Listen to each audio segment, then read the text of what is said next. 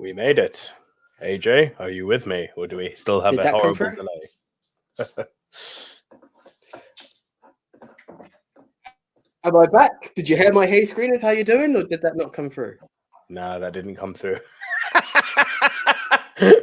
Fuck me, we're having a mare. Thank you. Oh, guys. And if you believe me, it wasn't my technical issues at first, but here we go. We will get through this episode, we promise.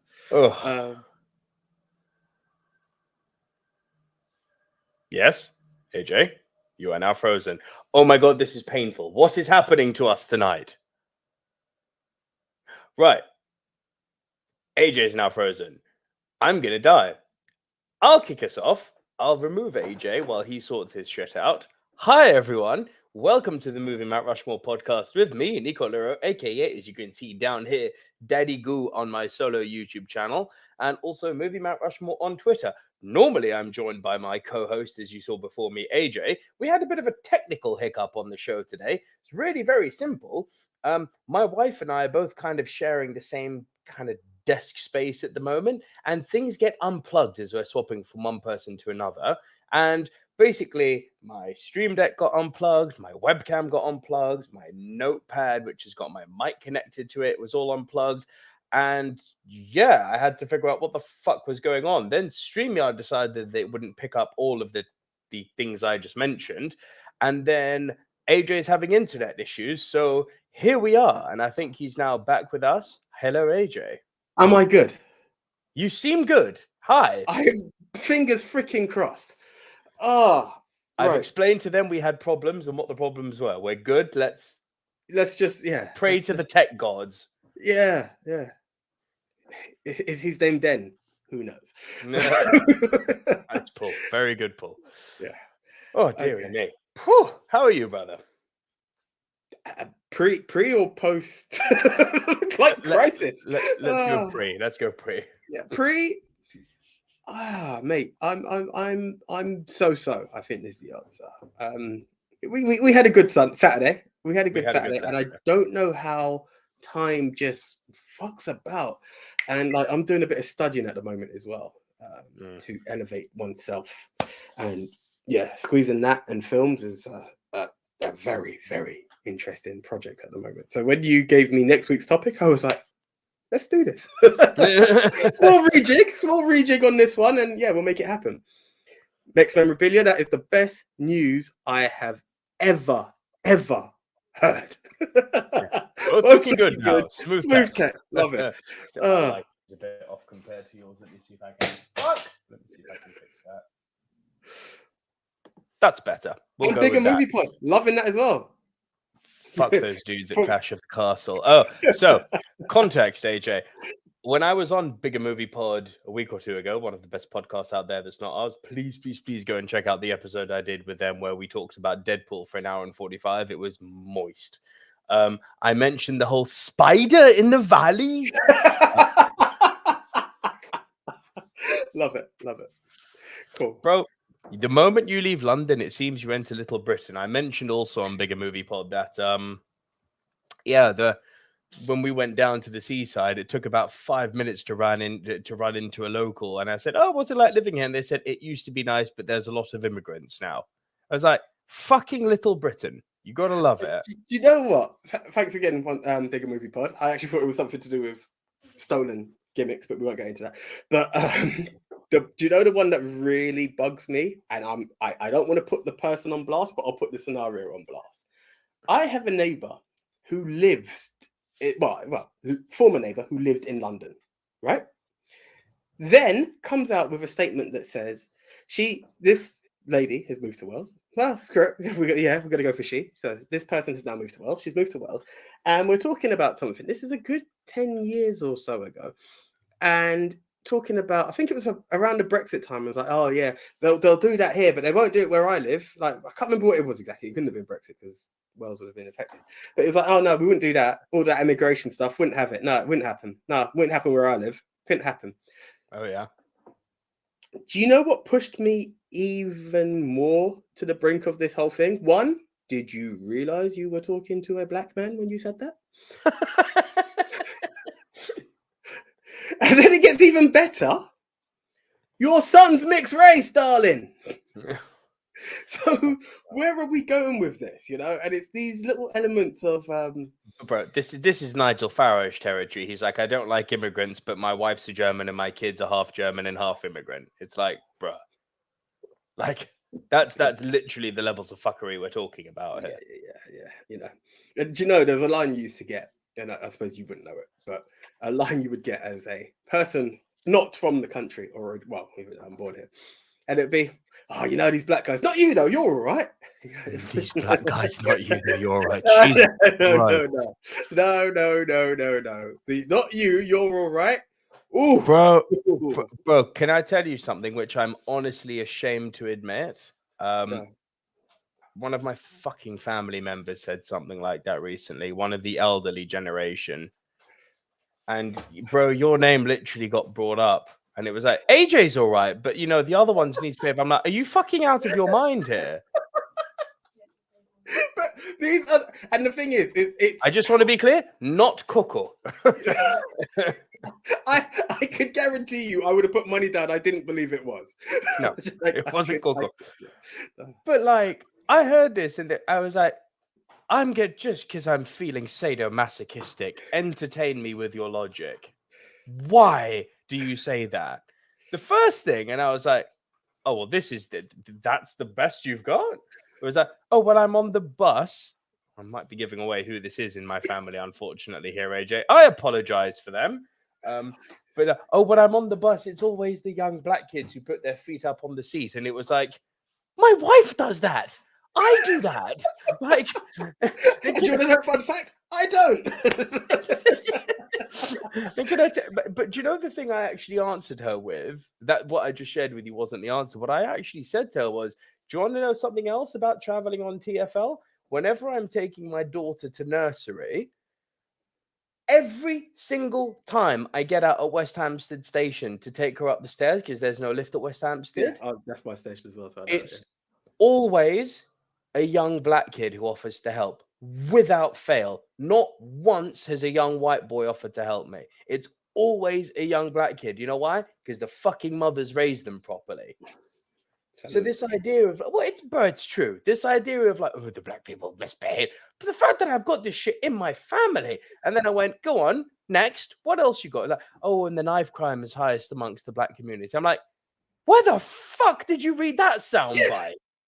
Like, oh, it's what the news said. I'm like, did you know that there's an invention called Google? And on this wonderful invention, you can actually check out what the news is telling you to be true or not. Did you know that if you go on Crime Statistics UK, Crime Statistics London, pick a website. You can even go on the official .gov website.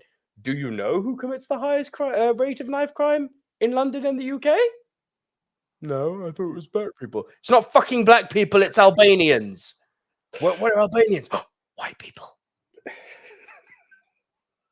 And I'm like, you mentioned this, and I'm like, I'm only mentioning it in fucking shame because it's like, this shit happened in my family. And I was like, are you fucking kidding me with this? You know what's really funny and timely about this, without us going into too much of a tangent, because, hey, tech support already got us down.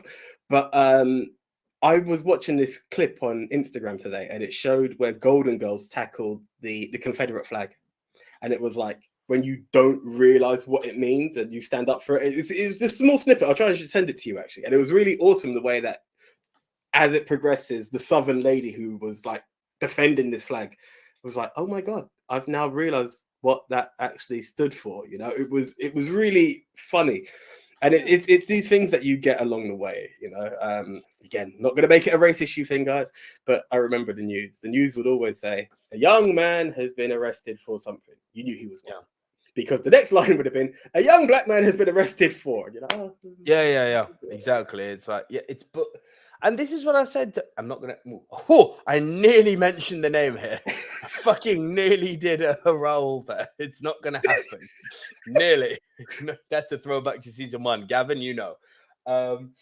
But when the family member in question, when the family aggressor mentioned this, they then followed up by saying like, oh, well, if the news is saying that, I don't know what to believe. I'm like, they have fucking agendas. Do you not, like, Did you grow up ignorant to this shit? I swear down you were raised in the Cold War and they must have trained you about propaganda.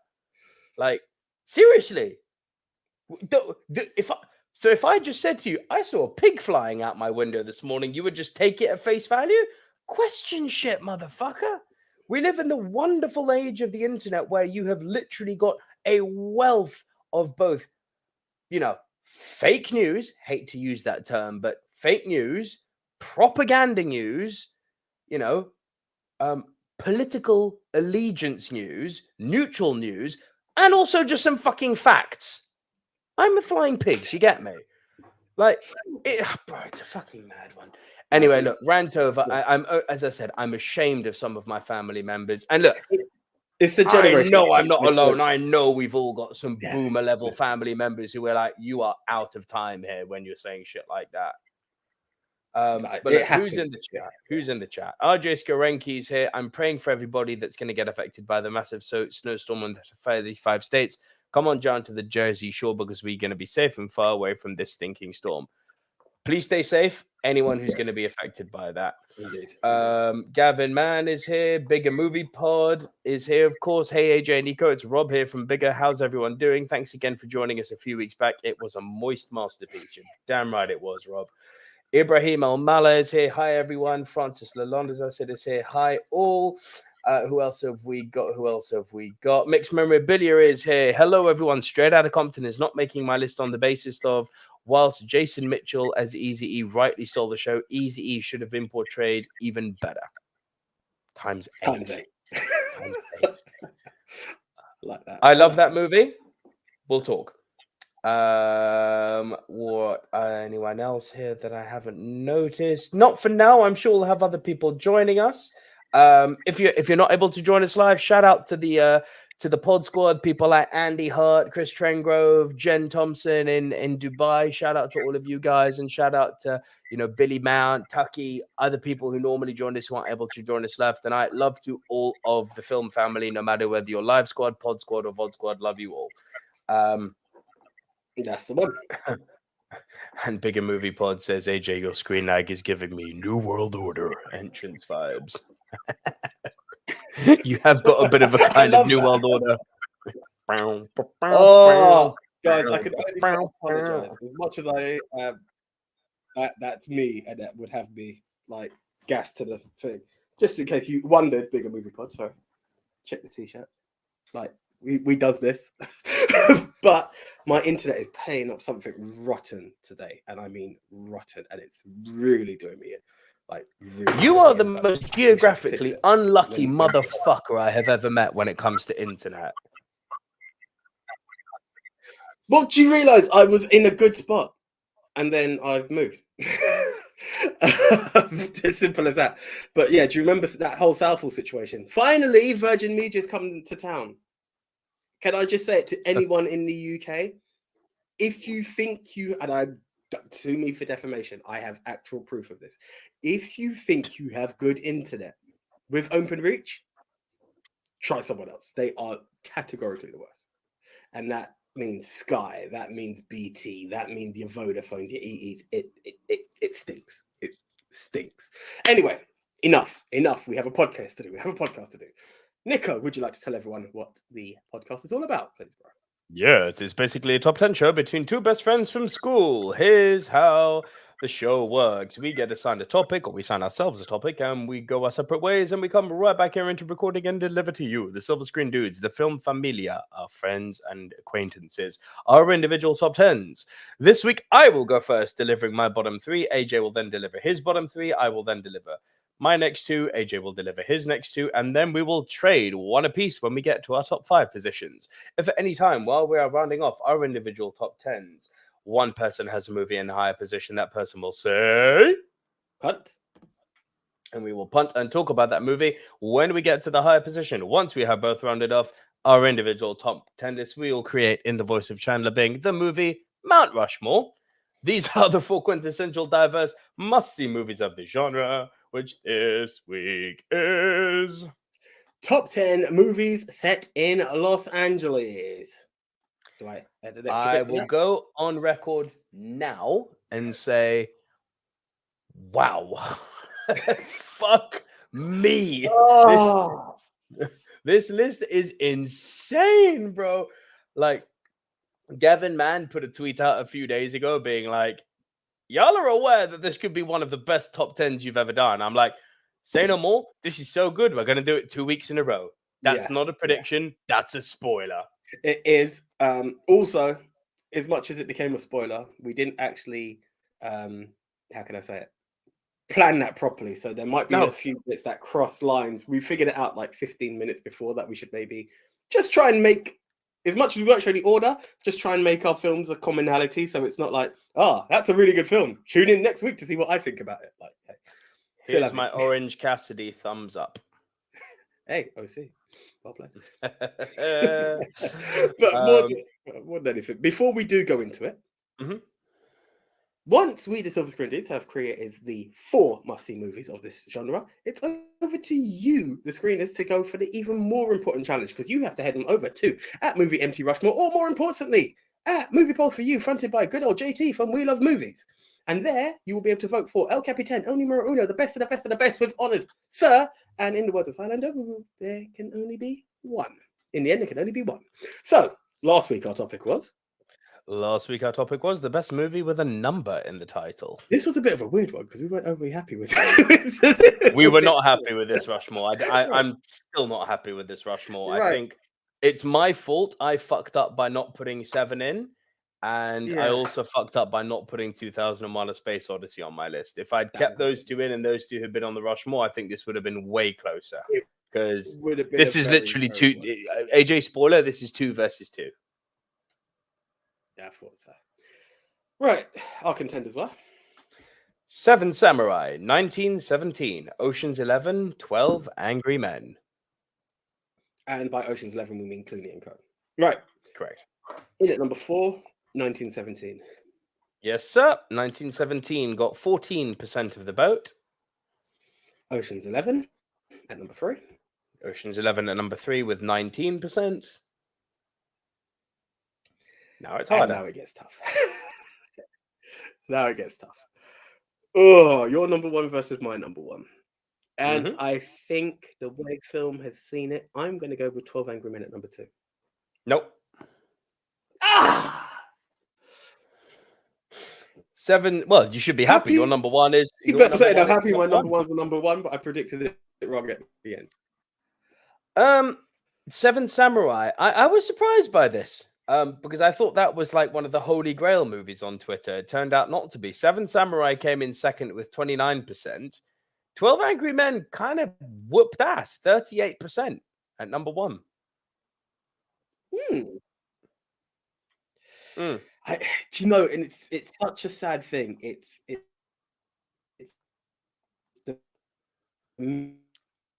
and all the internet has gone from AJ. No. Say all that shit again. I said it's really sad because I think it's when the international card gets played. Short of Parasite, it always just gets a bit of a battering. It does. Word 789 has joined us. Thank you, Word 789. Did I miss the Big Lebowski? We're just about to start, so tune in. Stay tuned. You'll find out. My number 10, AJ. My number 10. Okay, my number 10. Yes, as I've got older, I've started leaning towards number 1, but I'm bringing the big hitters to the party here. My number 10, Arnold Schwarzenegger in Terminator 2. Feel free to talk. I'm surprised.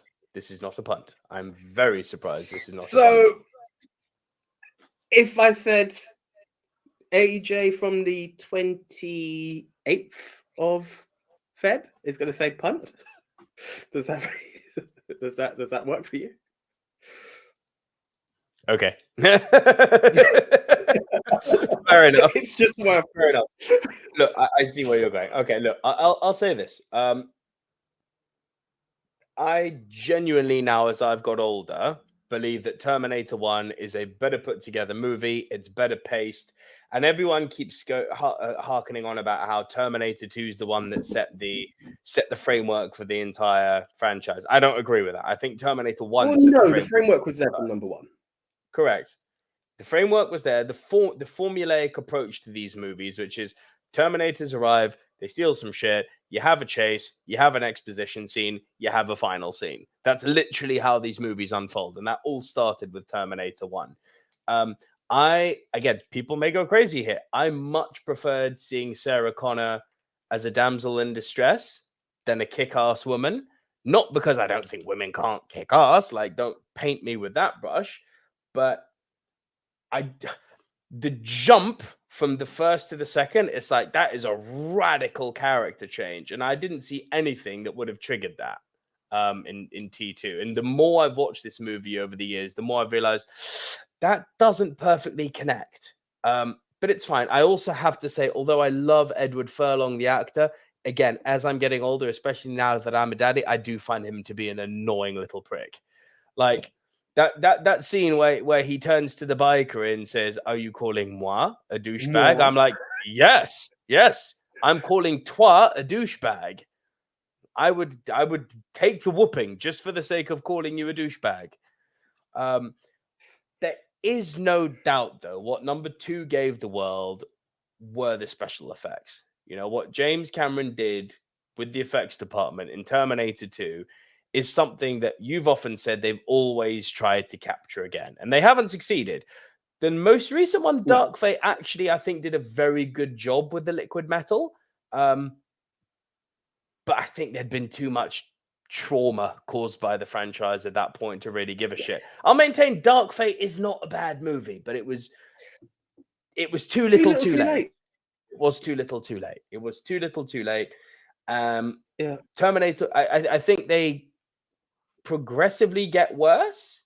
Terminator 1 is a step up from Terminator 2. Then it takes Terminator 3 is okay, but then it takes kind of a fucking nosedive off a cliff. It's just it should be a Terminator film. That's the problem. Salvation, you know what? Terminator Salvation had some interesting ideas by setting the whole movie in the future where John Connor is actually sending these fuckers back from. I was like, yes, I am actually interested to see how that world looks. But I don't think they I don't think they executed it well. But the idea was like, well, yeah, if you'd done this well, this was actually an interesting concept.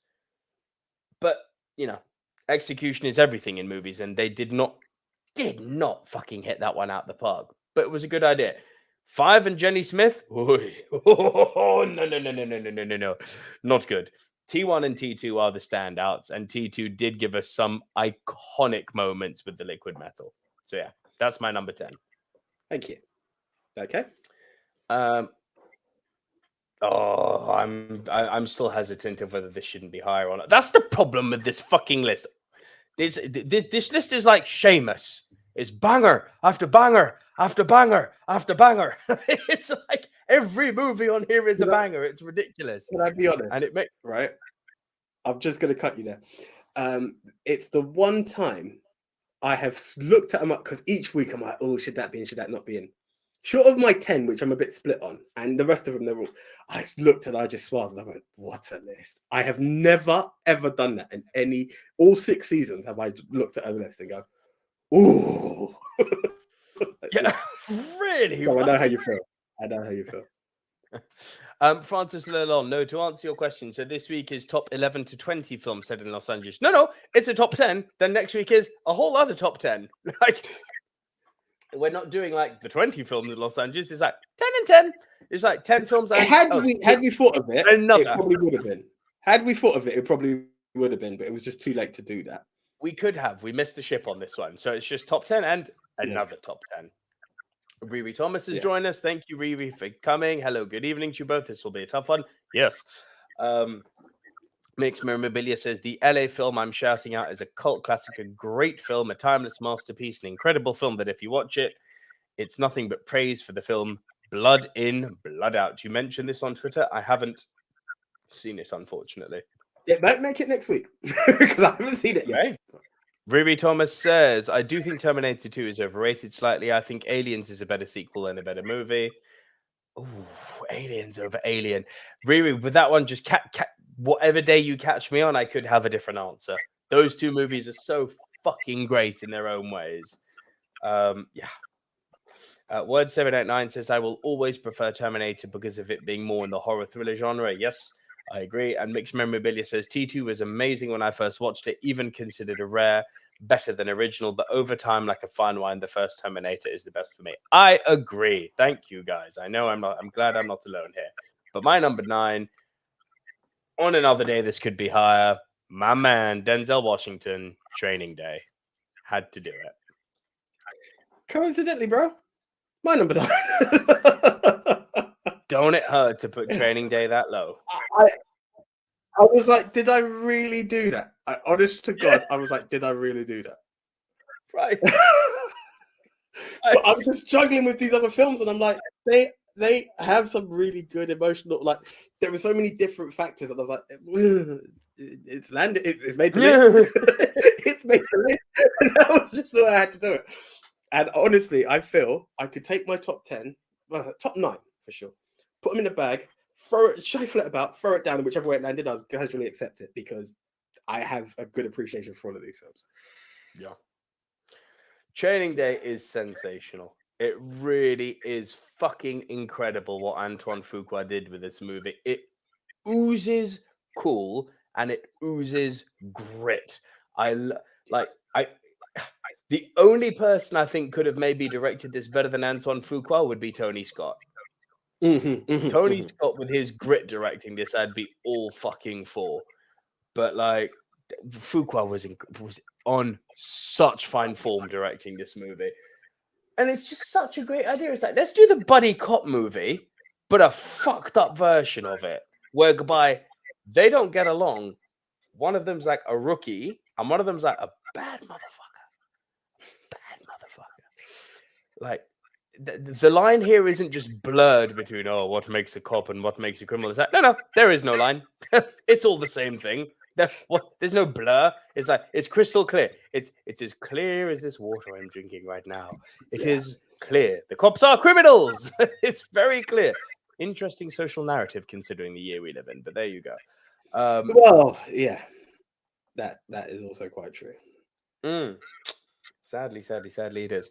But yes, Denzel Washington possibly giving a career best performance. I would listen to other things like maybe American Gangster, but this is in the conversation for one of his career best. Oh, mate, yeah, I know. You put me on there, actually. I know.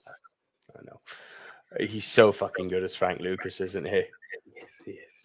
But yeah, just the movie's like a slow burn of escalation, isn't it? It's like, so here's a fucked up thing he does. Then he's smoking weed. Then he's running red lights. Then he's gangbanging criminals. Then he's leaving his partner in a Mexican like gang house. Then he's having a shootout in a cul-de-sac. It's like, what does he not do this bad? It's literally that. It's literally that. Yeah. What do you do for legalities? And do you know what? Again, it's one of the things we've discussed many times before. It's how he sets the tone of who he is on their introduction. Just sitting down there, reading the paper, like not to be interrupted. Would you like some breakfast? No. Actually, maybe no. You don't get a chance to choose your breakfast. You're like, who is this guy? You know, he's one of those assholes, but he delivers it so well. It's insane. It's actually insane. Right, yeah. So that was my 9, your 9. My 8. Oh, again, I'm shocked this is so low, but it is what it is. Robert De Niro, Al Pacino, Val Kilmer and co. Heat. A slight punt. Your number 10, AJ. Right, my number 10 was going to be a classic noir. I'm not going to mention it because it may be on your list.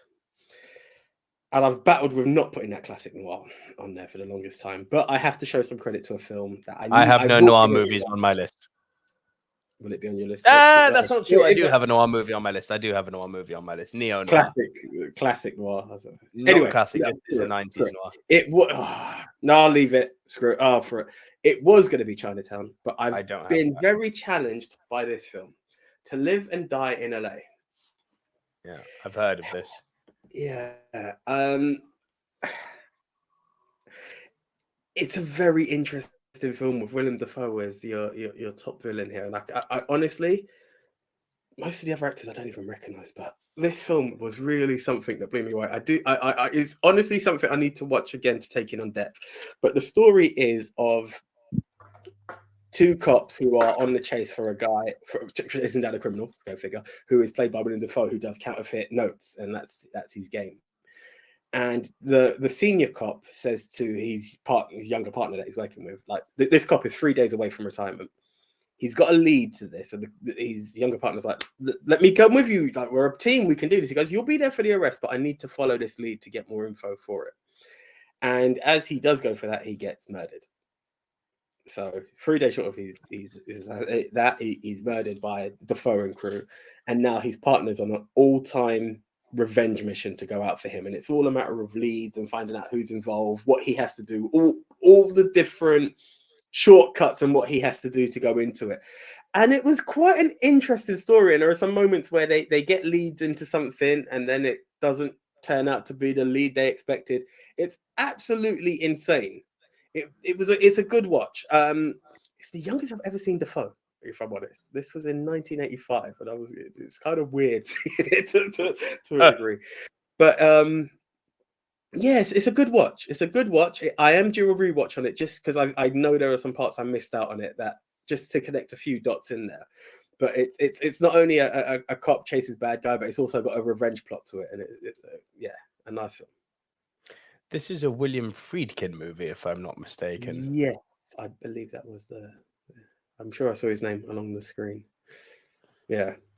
Not a bad list of films he's made, is it? You know, Exorcist, French Connection, To Live and Die in LA. He's done all right, hasn't he? Do you know when I was coming across this film, it was actually called The French Connection's Cousin. So I don't know if that gives you a bit of an inspiration to check it out. I do want to. It was on, I believe, Film 4 last week or the week before, but it may be AJ Vision at this current point. I say no more. We all know what AJ Vision is. There we go. We just leave it as that. So my number 9, painfully, was Training Day.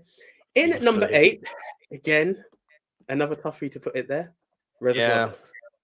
Yeah, I had to leave it off. Fucking for my sins, I had to leave it off so hard. So put it this way: when you hit me up with shall we do a part 1 and part 2? I was like, oh, so there's space for 2 Tarantinos. And that's how right. There's space for a lot more than 2 Tarantinos, boy. I count 5 I could put on. But that's looked like 4. There was a thumbnail. There is space for 2 Tarantinos, is what I said. Not that there's only 2 Tarantinos. But this was, trust me, and I know. Again, this could be your option number 3 because of Tarantino. Yeah. Oh, fuck. Oh, shit. That's going to have to make it into next week. You just clicked with the other Tarantino. I said it's 5 at least. Not directed, but shit. Okay, definitely into next week. Hey, this guy. Okay, but yeah, this fucking guy. Here you go. The goosebumps every time I say that line. Fuck it up. But yeah, Reservoir Dogs is one of those films that we've touched on many and many a times. But it's a heist gone wrong, and it becomes a case of who done it from a criminal point of view. Is the best way I can summarize it without going into too much detail for anyone who hasn't seen it. And some of the character definitions, and you've seen it more than me, so I love how you can probably delve that bit deeper and saying you get little hints as to who does what. I think I kind of saw some, but again, Reservoir Dogs, as much as I love it, it's a 2-time watch in life. So is maybe it? I need a bit of a refresh, bro. Yeah. Twice. That's a movie you need to absorb like 20-30 times, and it gets better every time. I know. You know the funny thing, and this is I love of Kill Bill. Many of these Tarantino films have left such an impact, but I can't say I've watched them 3 times. One of my biggest sins, and I feel like I need to watch it over and over again, and I don't know if it's on your list, so apologies if it is, Jackie Brown. That film needs absorbing like nobody's business, and it's a one-time Jackie's watch. Great. Yeah, but no. Jackie is one that gets better every time as well. Most of his films do, funnily enough. There's 1 or 2 that get worse upon rewatching. Hateful Eight, I'm looking at you. There you go. But for most part, his movies just get better upon every rewatch because the scripts are so dense with character that there are things you always miss. But no, the entire revelation of Reservoir Dogs is all revealed in the first 10 minutes at the diner scene. Yeah. Everything you need to know about everyone is in that diner scene. But what I love is that even if there were some bits I caught along the way, especially on the first time watch, obviously when you watch it after, you're watching it, you're like, it's you, but I'm still not sure. I want to say it's you, but I'm not sure, and that's what I love about it. And that's something you can't see past the first time. But the character developments, obviously, you will see on every rewatch. But it has to. So that's my number 8. Over to you, sir, with your number 7. Yeah, that's a good fucking number 8, bro. My number 7. This was hard to put low again. Jesus, because this is such a fucking good film. Banger after banger after banger. LA Confidential. That, my friend, is a punt. Nice. You've seen 10, 9, 8, 7, 6. Why? Oh God, I hate when my internet does this to me. So I just need to upload my number 5. I've realised it's not there as I was going through my list. Right. So a punt from earlier. My number 7. Okay. Oh shit. Well, okay. Right. Well, cat's out the bag now, so go with your number 7. Well, I guess we're trading one apiece for the whole show. No, go on. Oh yeah, 7 and 6. Sorry, go. All you. Give me a chance to upload my 5. Is up. The post is up. Do your thing. Oh, shit. Okay. Right. So where are we? It's just in case you didn't see it, and in case you didn't know what the punt was from earlier. Heat. Robert De Niro, Al Pacino, Val Kilmer. Right. So this film is something I have a question. Briefly. Yeah. Do you disagree with your father? Yeah. Good man. Yeah. So you literally brought up what I was going to bring up, and it's something that I've seen scenes of. I've caught the scene of Pacino and De Niro. I've seen the shootout because it's only a good shootout, but Heat has always been off my radar. Now, the first 10 minutes, and this is just mental conditioning, I was like, I think that's right. Like this is there, and I'm seeing Val Kilmer with a ponytail, and I'm like, what's going on here? And I just wasn't sure. I know. What I'm dealing You're with. Batman. Exactly. Batman doesn't wear a ponytail. But it was just a bit weird. And the film develops more and more that I actually thought this was going to be top 4 selected. Right? Like, honestly, I just started to fall in love with this film more and more. I even want to ask my dad, like, what threw you off? And I have a feeling the only thing my dad can rightfully say is possibly the length. And for me, the only reason length got to me, I'm way too busy for a 2.5 hour, near 3 hour film at the moment. Aside from that, I feel this film is absolutely amazing. And there is one other thing, and I've said it before, but having watched the entire film, I am going to go on record now. In this film, because he's a good Michael Corleone. He's a great Michael Corleone. But in this film, Robert De Niro owns Pacino. There is too much overacting on Pacino's side. Just even when you see De Niro get upset, it's got a level of cool to it. It's like, you don't want to fuck with this guy. Pacino starts shouting. You're like, why? What? That it's just not required in this scene. Now that could be director's fault more than Pacino's fault. But then I started thinking of Scent of a Woman and stuff like that, and I was like, Pacino does have that screamy attitude to him. Pacino overacts. I've always said it. I love him. But he overacts. Yeah, and that's the part. And again, Scent of a Woman is an awesome film. One from New York, I totally missed out. But I honestly came out being like Team De Niro the whole way. But I actually really enjoyed this film. You know, the cop who's forever on the hunt and what it does to affect his social life, personal life, his family life. And I can't help but look at that film and I felt like, this is how my missus feels with me in a podcast, but we won't go there. And then there's this side of De Niro who, no, she's never brought another man for me to be like, that's my laptop. No, it's not gone that far. But like De Niro on the other side, king of cool, and the way he's developed his team and the way he finds out his information. John Voight in a minor but really well played role as well, like instrumental role. It was really something for me. And each person and all the way their relationships build, and that bond between head cop and head villain that is there along the way of, if it weren't for us being on the opposing sides, I would really like you. Like all of those bits, I just love the chemistry and the dynamics. And yes, the shootout. Let's not forget the shootout. But yeah, great film that I'm actually puts it. I think it's one of those. I think you might have said it. It stinks of me. These are the kind of films that I enjoy so much. Yes. I just regret that it's only now that I've seen it properly, if I'm honest. It is an AJ stinker. I knew that you would like this film. Like bro, Yeah. I'm your best friend for a reason, motherfucker. Like, I know what you like. You know what I like. Give me mask and flippy dippy doodah stuff. You know I'm happy. Like, you know what I'm exactly. saying? Yeah. Like, bro, the sound of the guns. Oh, mate, tell me about it. Tell me about it. This is not pew pew in this movie. No, not at all. Not at all. Like these are baby fireworks, aren't they? They've really got some bass in there. Yeah. Yes, bass and treble, brother. I have never been so scared in a gunfight. Going, Jesus Christ, this is intimidating. Do you know what? I think I had to do that as well. It got to a point where I was like, "Oh shit, it's late." Like it's the first time that normally when the missus goes to bed, the volume's at about 17 to 15. It had to go down to 8. When they start shooting, it really goes deep. Yeah. Oh, bro, doesn't it? But I love the fact that there's just see, this is why I thought your dad paid such a miscredit to this movie. It's just a gunfight. It's like, I've always said this, bro. If your set pieces lack substance, which you get from good storytelling and good character development, it becomes visual noise. Yeah.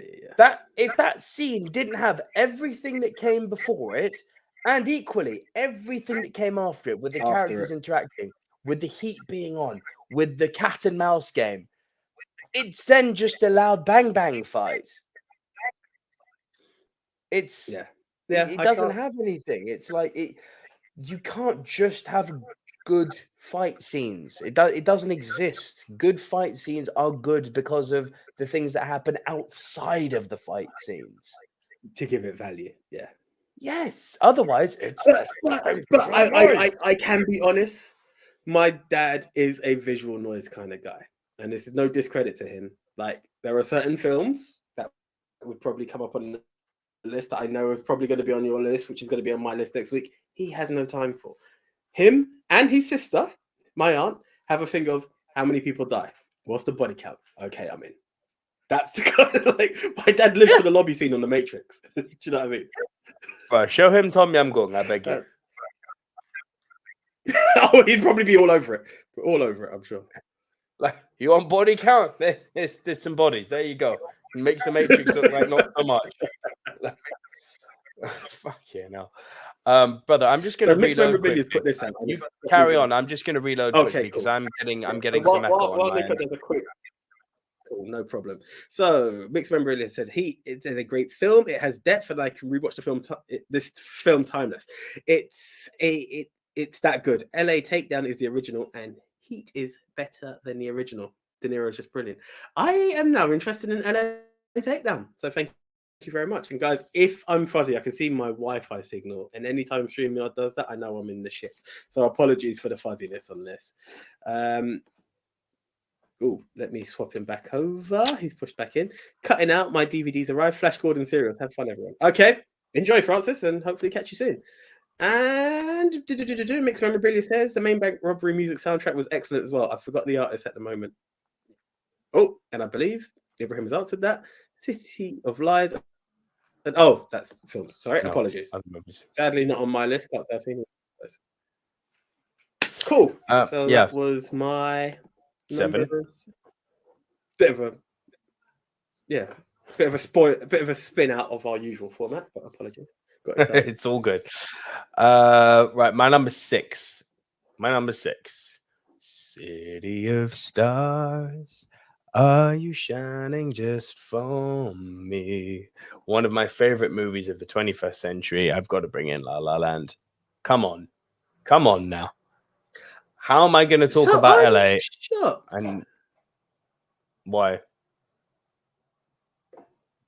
Shocked at what?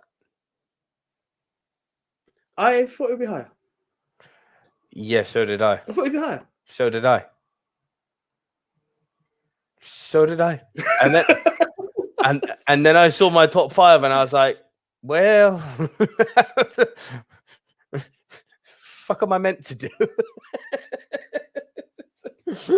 Bro, can I tell you the amount of times I have reshuffled this list? It's La La Land was 1 at one point. It's now down to 6. I'm like, oh, what the fuck am I meant to do? I'll be honest. In my heart of hearts, I thought La La Land was going to be on number 2. It was for a while. It was for a while. You ask me on a different day, I would put La La Land higher. In fact, I'm looking at it now and considering if it shouldn't go above my 4 and 5. I don't know. Do you know why, AJ? Because of this list. It's banger after banger after banger.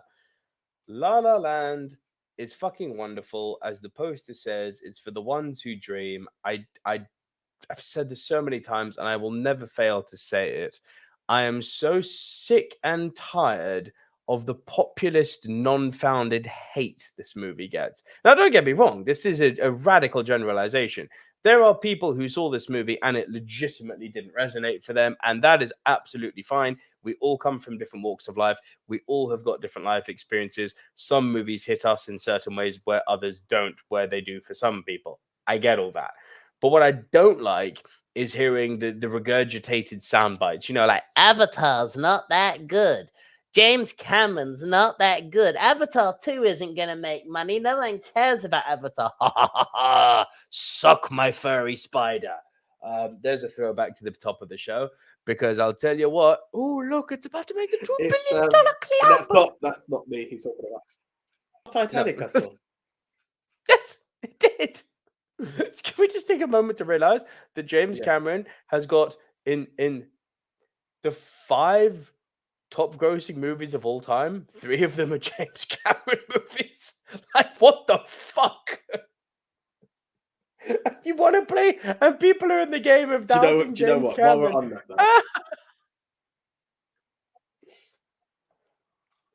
While we're on that as well, congratulations to Zoe Saldana because she seems to be cashing in as well.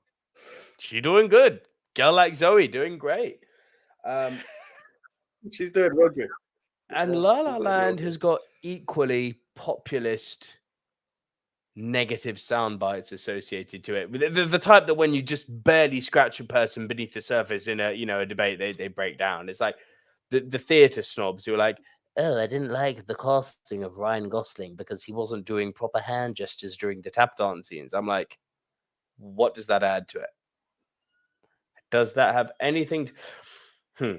And they're like, yes, but what's the point of making it a dancing musical if you're not going to do it properly? I'm like, well, the same reason that you don't use real bullets in Heat, because if you can create an effect and the effect can create and inspire an emotion, which is the intended emotion that the movie is trying to convey, ultimately you've become a success story and you don't need to worry about if the hand gesture was there or there. It really doesn't matter. If in that moment you've managed to get the point across and created that emotion in people that you were trying to create, and guess what? The hand position doesn't change anything. And when you look at that as a bigger picture, as a totality of the movie, the other regurgitated soundbite that I particularly love is the reverse racism. There was, oh, why do I care about 2 struggling pretty white people? It's like, Now, do you know what's really fucked up about that comment? If I turned around and said something along the lines of, why do I care about 4 struggling brothers from the hood? Why would I care about Straight Outta Compton? Oh, watch the congressional hearing come in my direction. You double standards motherfuckers, you. By the way, for the record, I fucking love that. Just so we're clear, and AJ will back me on that one. I adore that movie. But sexism works both ways. Like when I take my daughter to swimming and the men's locker, the men's changing room doesn't have kid changing facilities, Daddy blows up. Now we have kid changing facilities in the locker because I said to them, what you're doing, given that the females have them in their changing room, is reverse sexism.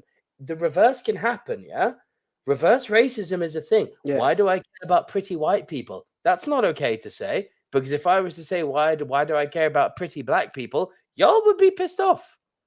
The point of getting rid of racism as a total isn't we must protect ethnic minorities, or we must protect the women, we must protect the men, or equally white power. Fuck all of that.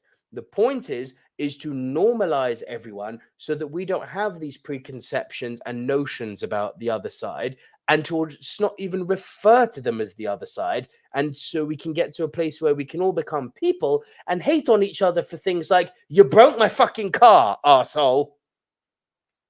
Not the black guy broke my car, or the Hispanic woman broke my car. Just this prick broke my car. That's where it stops. See? Yeah. This whole, I don't care about... Doesn't matter your background. If you're a prick, you're a prick. Bingo! I don't care about pretty white people is the dumbest fuck soundbite I have ever heard. And unfortunately, it's something that gets associated with La La Land all the time. Ryan Gosling, I'm really sorry he's pretty. Emma Stone, I'm really sorry she's pretty. Oh no, terrible. Because it's not about that. It's about, as the poster says, the ones who dream. Because we've all had to make sacrifices to try and sometimes successfully and sometimes not successfully get what we want in life. And we all make sacrifices to do that. And instead of trying to pull out these racial, like, bullshit sound bites, why don't we actually look at the romantic meaning of what's being portrayed, which is, as humans, we all fucking suffer. And the fact that makes me even more angry that people bring in this racial connotation to try and slander the movie, because the fact that the movie is speaking a universal truth that breaks down racial and gender barriers, which is literally about, irrespective of who you are, we suffer as humans and make sacrifices. How those sacrifices play out, and are we ultimately rewarded or not for our sacrifices, unfortunately depends on individual circumstance and just plain old luck sometimes. And that's what's so beautiful about La La Land. It's nice. Yeah. It's a story of hope. It's a story of sacrifice. It's a story of romantic sacrifice, terrible romantic sacrifice. You could argue a story about regret, but it is a story about hope. It's like, if you try hard enough, if you do get lucky, will you really get what you want? Maybe. And I think it's nice to get out of bed in the morning with the thought of, maybe it will happen. Here's to the ones who dream. Yeah. Come at me. I like that. Oh, Pedro Santos is here. Opa. Also, Boys in the Hood. Better than Straight Outta Compton. Oh, Andy Hart's here too. Hello. Andy Hart says, looking forward to catching the pod at Women Talking right now. Enjoy, Andy. I hope you enjoy it. Let me know what you think of it on Twitter. And Ibrahim Almala says, another Emma Stone and Ryan Gosling set in LA is Gangster Squad. And Bigger Movie Pod says, Rob from the Bigger Movie Pod, I should say, says, even musical hating Darren enjoyed La La Land, as he bloody well should. Rob, love you, mate. Thank you for that. Mixed Memorabilia says, Nico, there's two films that you championed that I need to watch, La La Land and Babylon. Yep, you know what they both have in common? One of the hottest directors on the planet working in Damien Chazelle.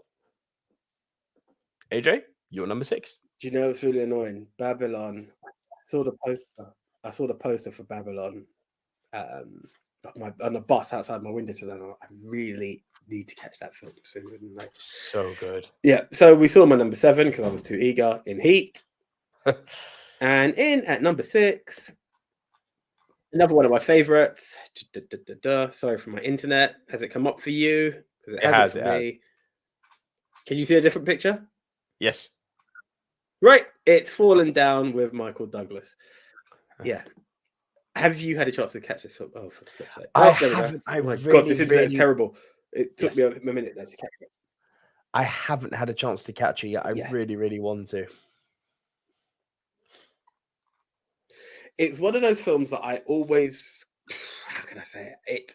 It has stuck with me from the first day I've seen it. And it's funny that as I saw it as a kid, I was just like laughing at this guy going off the rails, to now appreciating it for the level of trauma and PTSD that he's going through. We're talking of Michael Douglas, who is an ex-army vet who's just stuck in traffic and in LA naturally, and it just gets the better of him. He literally just steps out of his car on the highway, just off the highway, walks away from his car. And everyone's like, you can't leave your car there. Doesn't even push it aside, and he goes off on a walk. And it's him wanting to catch up with his daughter on her birthday.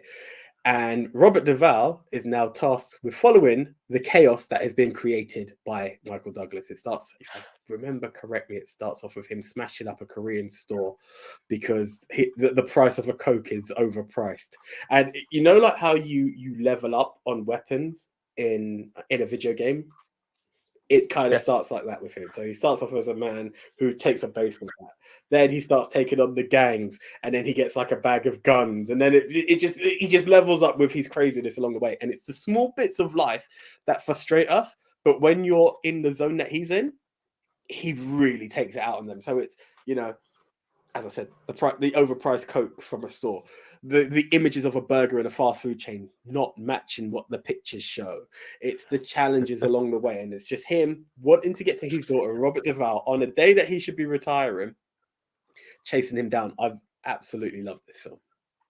I would go as far as to say, and I can't say I've seen a load of them, but it's definitely my favorite Michael Douglas movie, hands down. Jesus Christ, that's a statement.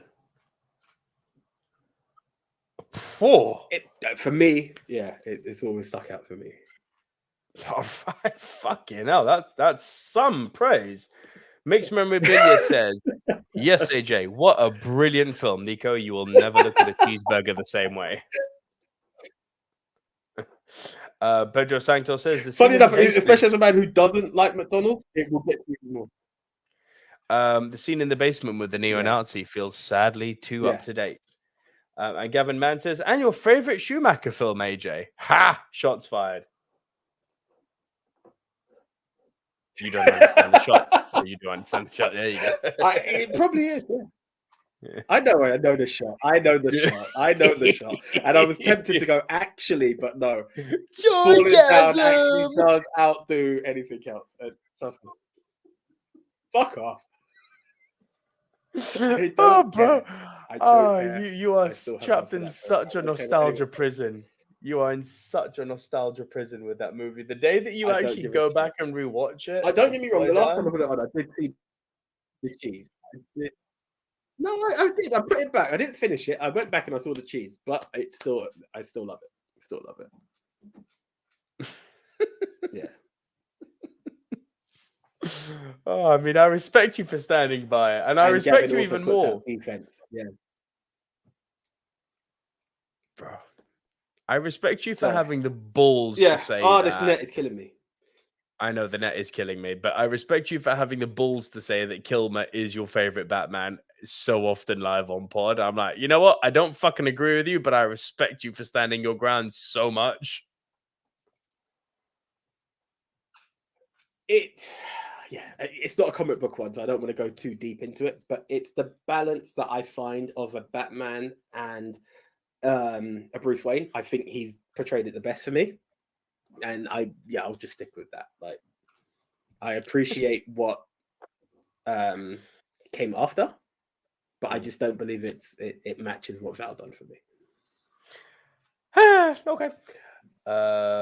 My number five, and again, any other day this could have been lower down the list, but my number five, possibly, if we take Star Wars out the equation here, possibly my favorite movie twist of all time. I've got to bring in Kaiser Soze and The Usual Suspects. Oh my god, I fucking love this film so much. It's great, isn't it?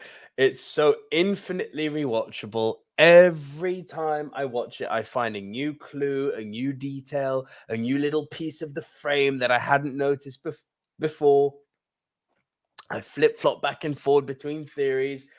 Is Keaton's still alive? Is he dead? Did he help with Kaiser Soze? Is he Kaiser Soze and Kevin Spacey's still covering up for him? Is Kevin Spacey Kaiser Soze? That's where I lean. AJ's got a solid point on Kill Me. Yes. Take it away. The way that... Thank you, Pedro. I just have to be a dick and put that out there.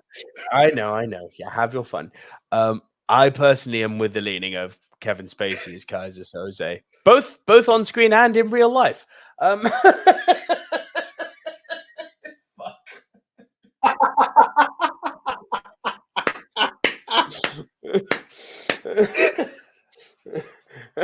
Because Kevin Spacey's career be just like Kaiser Soze, just like that, he's gone.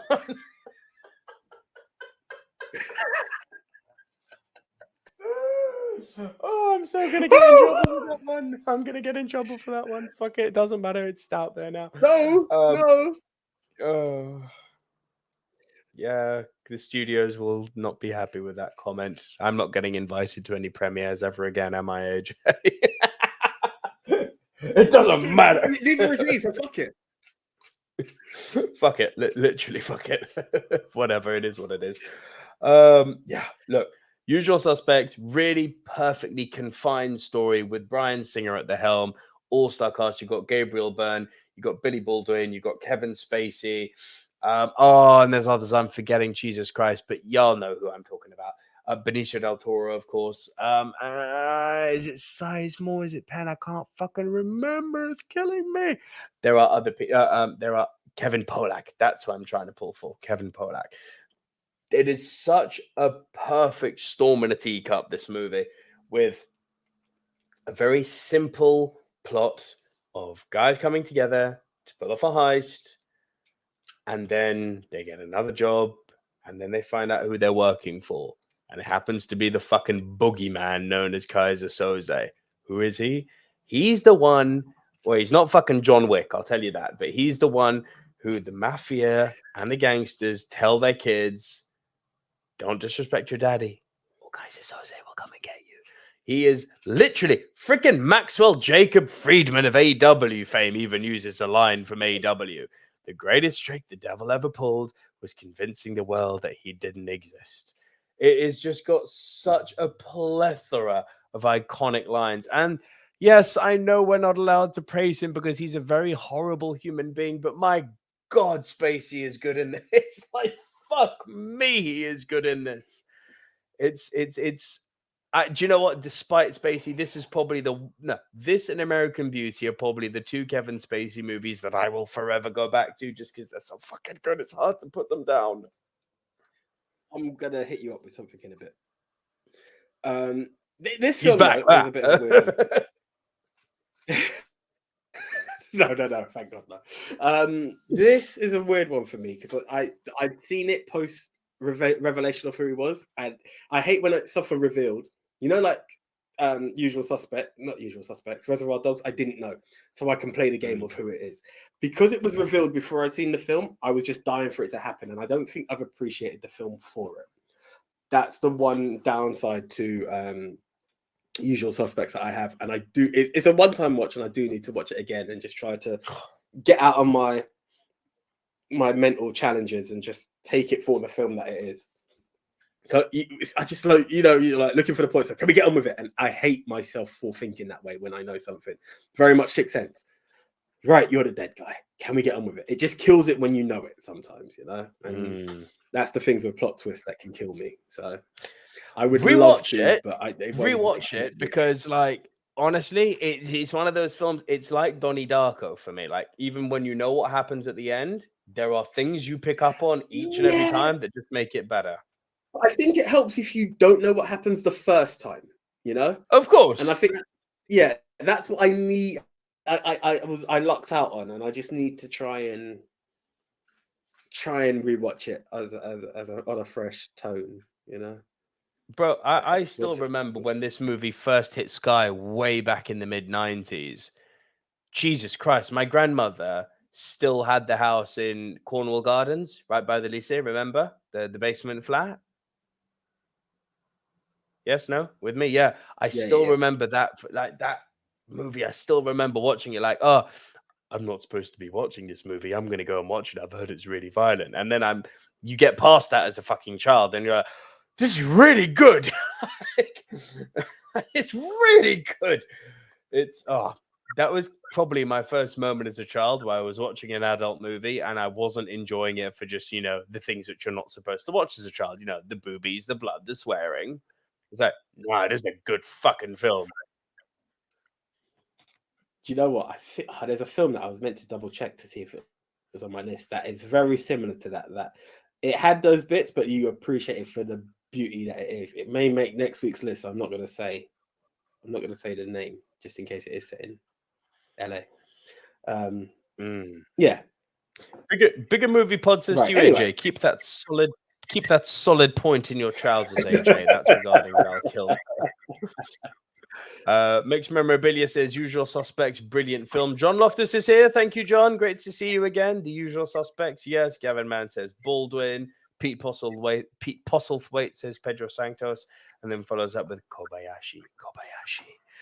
Gavin Mann says the twist in Empire Strikes Back is still excellent, even though we all know it. All about the delivery in that Williams score to maximize the impact of that bombshell. Quick Star Wars tangent, very quick, and then I will go back off. That is still the greatest cinema twist in history, which is why I will forever say to people, stop fucking watching the movies in chronological, in 1, 2, 3, 4, 5, 6. It's stupid. The greatest cinema twist in movie history is I Am Your Father from episode 5. If you watch episode 1, 2, 3, you know the twist. Yes, but I'm talking about people like my daughter, people like, the next generation who haven't grown up on Star Wars. I've got her fucking uncle, my brother-in-law, go, no, because she's a child, she should start off with The Phantom Menace. I'm like, are you dumb, bruv? Are you actually telling me I'm going to deprive her of the I Am Your Father moment? If there are plot twists that you're completely alien to, and this is the thing, Leia is a perfect example that she could come into it. The fact that, and this is where it's very, I don't know, it's a different generation now. I was going to say you'd have to start very early to avoid that plot twist being revealed. For sure. I think we've got enough generation time gap that it's not pop culture to draw for it like it was when we were growing up, Correct. So you could play it in a way that, when she's comfortable. But we were at a point where it was just, it was everywhere. Freaking Toy Story. Yeah, don't let her see Toy Story 2 before she sees Empire. Good point. She might see the plot twist coming. Yeah. Good point. That's some solid fucking buying advice from AJ. I'm putting that in a reel. That's very good. It's true though. If we're going to talk spoilers, you wouldn't want it to be and like heaven forbid, and it's not often I say heaven forbid, you wouldn't want anyone to say, even though the graphics will show differently, you wouldn't want someone to say Empire done a Toy Story, would you? You just wouldn't want that on record. You just wouldn't, would you? Oh my god. Oh dear, Riri Thomas says top 10 Kevin Spacey films soon. Now that would probably get you cancelled. At this point, I don't know if we'll ever get cancelled after some of the shit that's come out my mouth. Yeah, it's a mad one. Yeah. Okay, so that was my 5, AJ. Your 4. Your 5, sorry. My number 5. It's the one that will piss off Mixed Memorabilia. Straight out of Compton. So crazy motherfucker called Ice Cube. Say the next line, get us cancelled. From a gang called Brothers with Attitude. Brothers with Attitude. They're not called BWAs, so we'll leave it there. But anyway, as a man who loves hip hop, as a man who loves both Ice Cube and Dre in terms of rap, this was something, and it's not that I have any hate against the rest of them, but those are the two guys that I grew up on, and then I studied the history of who they are and where their beef came, and It was really interesting to see it on screen. It was like the guys that I've pumped their albums and tunes. I won't go so far as albums. 2001, yes, Chronic as well. Not so many of the Ice Cube albums, but it was like, who are these guys? And I had the album straight out of Compton. My aunt actually gave me the album, so it was something to see. And, you know, you hear these bits and you're coming to it, and it's Eazy-E, the tragic story. You know, I remember Bone Thugs and Harmony. The first time I ever knew about Eazy-E was Bone Thugs and Harmony Crossroads. And they, you know, you see Eazy in the sky, and you're like, who, what? What's this about?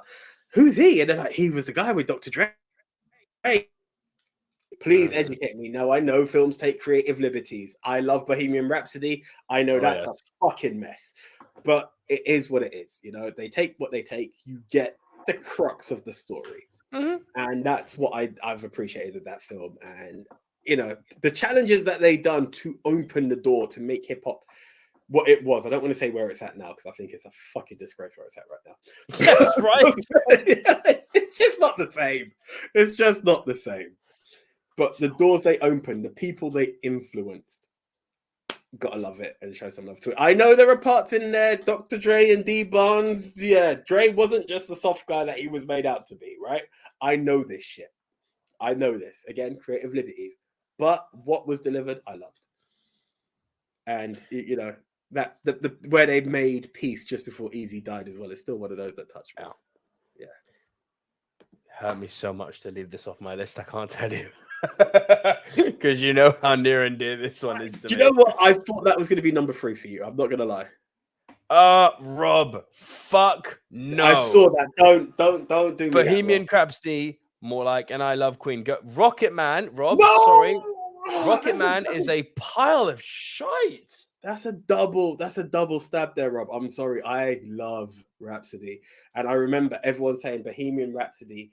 Rocket Man is what Bohemian Rhapsody wishes it was. And I went back and I saw it. Where? No. We don't have Freddie Mercury singing at the bottom of a fucking swimming pool and him as a kid doing an all singing, all dancing musical. Like, it was weird. I found that film all over the place. And I have nothing but love and respect for Taron Egerton. Oh, 100%. Bryce Dallas Howard. Like, the cast is awesome. Cast is great. Know? And I have an appreciation for what they done. And I know Elton had an involvement in it. But still, it just doesn't hit the mark the way Bohemian Rhapsody it didn't move me at all. What they did in Bohemian Rhapsody genuinely moved me. Rob, I love you, but we're going to disagree on that one. Yeah. John Loftus says Rocket Man is cast. I don't see it. I missed it. I watched it. I enjoyed it, but I was also, because I love Bohemian, and everyone's like, if you like that, you're going to be blown away by Rocket Man. And I was enjoying it, but going, you're not. Where? Out? Show me one point where you've outdone Bohemian Rhapsody. You know, I don't know. I agree.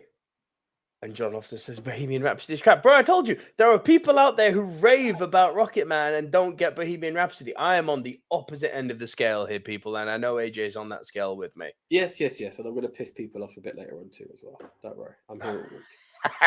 So I got this too. Oh dearie me. So that was your 5, yeah? Yep. All right, my 4. Die Hard. I have to talk about Die Hard. Come on, one of the most important action movies of all time. It just is. You know what's funny about it? Is, do you remember when we done Action Stars and we were like, the trifecta can't be broken? Then we realized that Bruce Willis can be shifted. Yes. Yeah. As much as he can be shifted, you can't fuck with John McClane in this movie. You really can't. You really cannot. This is easily one of the greatest action movies ever made. It is so fucking rewatchable. It is such a barrel of fun. It is, dude. It's where do you find fault in Die Hard? No, you don't. It is as close to a perfect action movie. It's not True Lies, but it's as close to a perfect action movie as you can get. Also, one of the best Christmas movies out there. Going, let's really get the fucking dagger. It is one of the best Christmas movies out there. It is one of the best action movies of all time. John McTiernan does not get the credit he fucking deserves. Between this and Predator, the guy is a master. He really is. Oh, yeah. Sorry, you just had me questioning something that I need to think. What have I got you questioning? Talk to me, brother. No, just it might make it. That was great. Next week. where is True Lies set? Oh, is True Lies Los Angeles? No, True Lies is Miami. It's Miami, isn't it? I've just read Miami. that. Yeah. Yeah. Yeah, it doesn't matter. But again, going back to the beauty of Die Hard, the Die Hard franchise actually allows you to have had films for both LA and New York. Hit me. Like John McClane does this. And as Pedro says, Anne McTiernan did The Hunt for Red October. Like, it's insane, this guy's action pedigree. Like, I genuinely don't know how, as film fans, like, we all praise Die Hard, we all praise Predator, lots of us praise The Hunt for Red October, and yet amongst all that praise, just it never. Hang on, Gavin Mann says True Lies is in Washington. The end is in like Miami in the Florida Keys. But True Lies made me fall in love with the Harrier jump jets as bigger movie pod. Oh yeah, major plane love in that movie. Man makes love to plane and goes pew pew. Fucking awesome. You're fired. But no, Die Hard, stay on target. Everything is great. And what's interesting about the action is that it's actually, yes, you get the big explosion on the roof. It's actually not that big and bombastic as an action movie. No, it's not. It's very character driven. I don't really call it tactical, but it's character driven, and it's all the side characters. They're interesting as well. You talk about who's that funny motherfucker, his limo driver. He's such a great bit of background noise throughout the whole movie. Just kind of, he's like that annoying. He's like Worm from Friday. He's just there in the background, like, motherfucker, he said what? But you need that for a bit of levity. When used in this way, it really, really works. Just the everyman, instead of being, I have six pack and I kick ass. He's just a fucking everyman police officer wanting to see his wife and daughter. And then you got fucking Alan Rickman playing the German coming to ruin Christmas. It's like, okay, I am on board. Everything you're doing is great. Let's be in a skyscraper and let's do it without The Rock. I said that too. That film sucked. That was terrible. My god. Oh god, that was terrible. It's going to be this generation's Die Hard. Yes, if Die Hard was Die Hard 5 and shit. God, that fucking movie. Die Hard's fucking great. It's perfect action movie, and it's my number 4. Cool. Right. In for my number 4, we talked Ice Cube. Let's bring him back as officially him, not his son. Boys in the Hood. Still to see this movie. Have you not seen it? Still not. For my sins. Do you know the one thing that always threw me is, I still get a bit thrown by it now, is Lawrence Fishburne playing a dad. Because by the time him and Cuba Gooding Jr. are there, I'm like, are you guys not the same age? I don't even know the age gap between them, but that's the one bit that threw me. But it's a great movie. It's a great movie that just it's what's the word I'm looking for? It's values. It's all about values, That's essentially who he is. So his mum drops him off, and it's like, I've looked after you, but it's time for you to live with your dad to show you how to be a man, And this is him as a kid, and then he grows up, and you see the relationship, and it comes out that you think that Lawrence Fishburne is being overly hard on Cuba Gooding Jr., but it's because he's showing him what the surroundings are around him, and it's like, you do not have to be a product of your environment. And his friends are Ice Cube and the rest of them, and they live that lifestyle, and you see the temptation in it, and he partially gets involved in it despite his dad's sayings, but he's in and out of that world, and it shows that there is a price to pay for living that kind of lifestyle, and he witnesses it, and it's so grounded in where you think a parent is being overly strict, and why does he have to do that? It pays off, and that relationship that they have, it's fantastic. It was a great movie. It's not one I've seen a lot, mind you, but it stuck. It stuck with me when I saw it. It really did. It gives you something. I'm trying to figure out where you can watch it, actually. Now that you said you've not seen it, AJ Vision. I mean, there is that, but I do have a feeling. I think it's on Netflix, bro. I'm not going to lie to you. Yeah, Netflix. It's there. So hey, might make it next week for you. It's on Netflix, huh? Yeah. Yeah, I'll need to get around to watching that then, maybe for next week. I felt like I was out of because I'm a late comer to Boys in the Hood, and when I watched it, I was like, "Ooh, okay, yeah, it touched. I do need to check it out. Yeah. Okay. Nothing to add, bro. Haven't seen it, so let's move on with it. I love this film too. Fucking banger after banger after banger. You said this a few weeks ago, and it's probably why La La Land was a little bit lower for me, because you said it was night and day chalk and cheese. So now the cheese. We've talked about the chalk, the cheese, Singing in the Rain.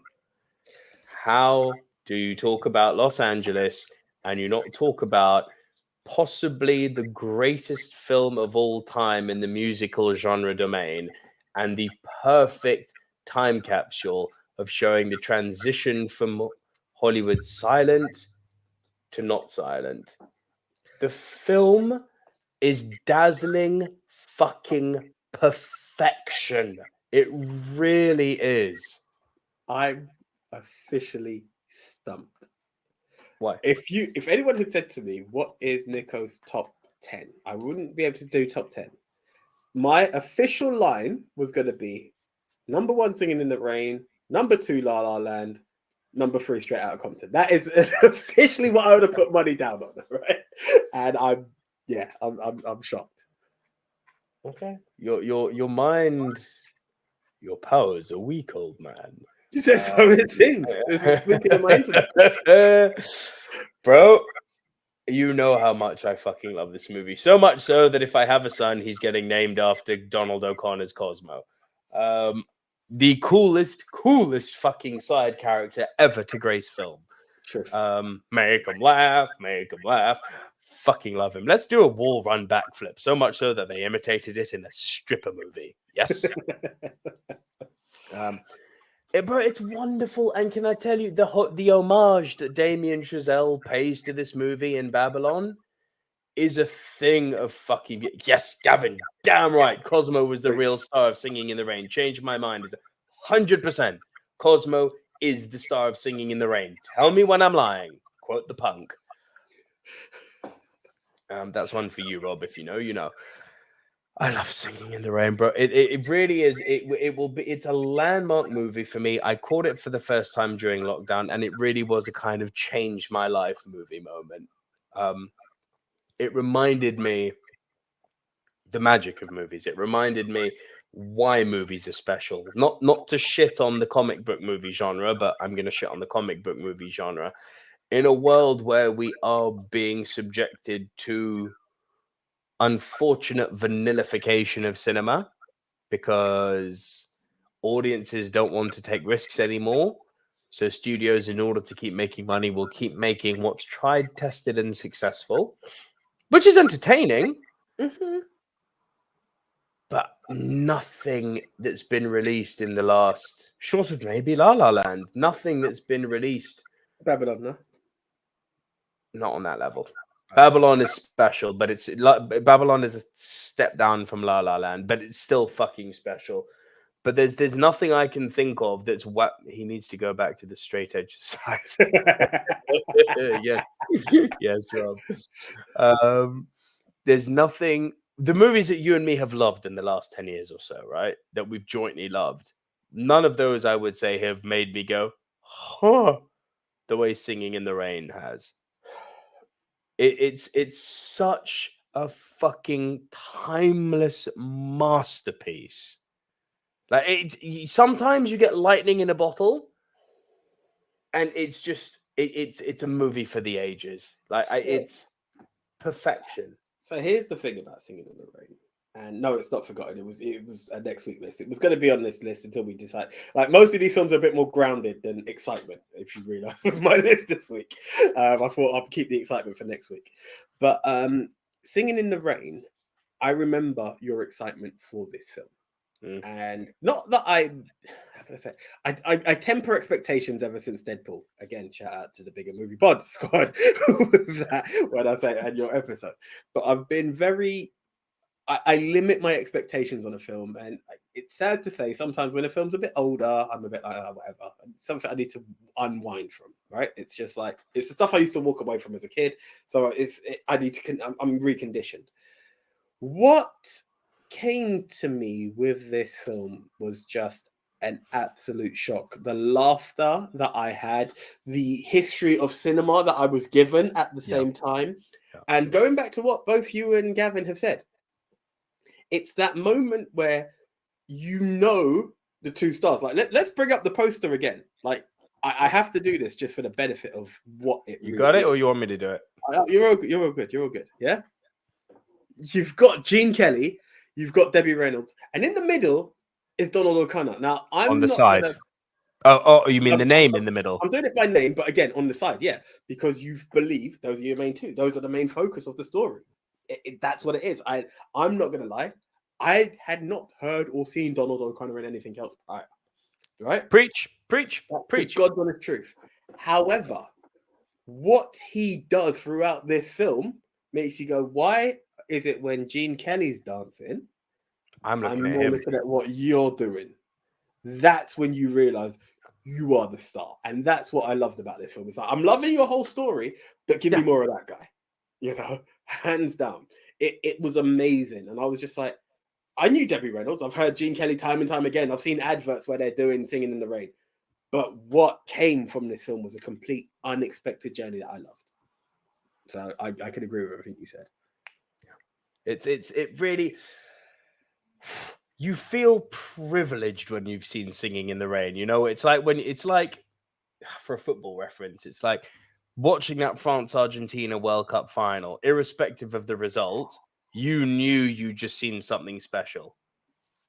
Do you remember that was the night? Sorry, I don't want to tangent again, but I will. Do you remember that was the night that we were all meant to meet up, and then you got the global one, and everything started to cancel? My brother says to me, "I'm watching the football." Now, as you know, my house is not a house of football, and that's any household I've been in, short of when I lived with my granddad. R.I.P. Right.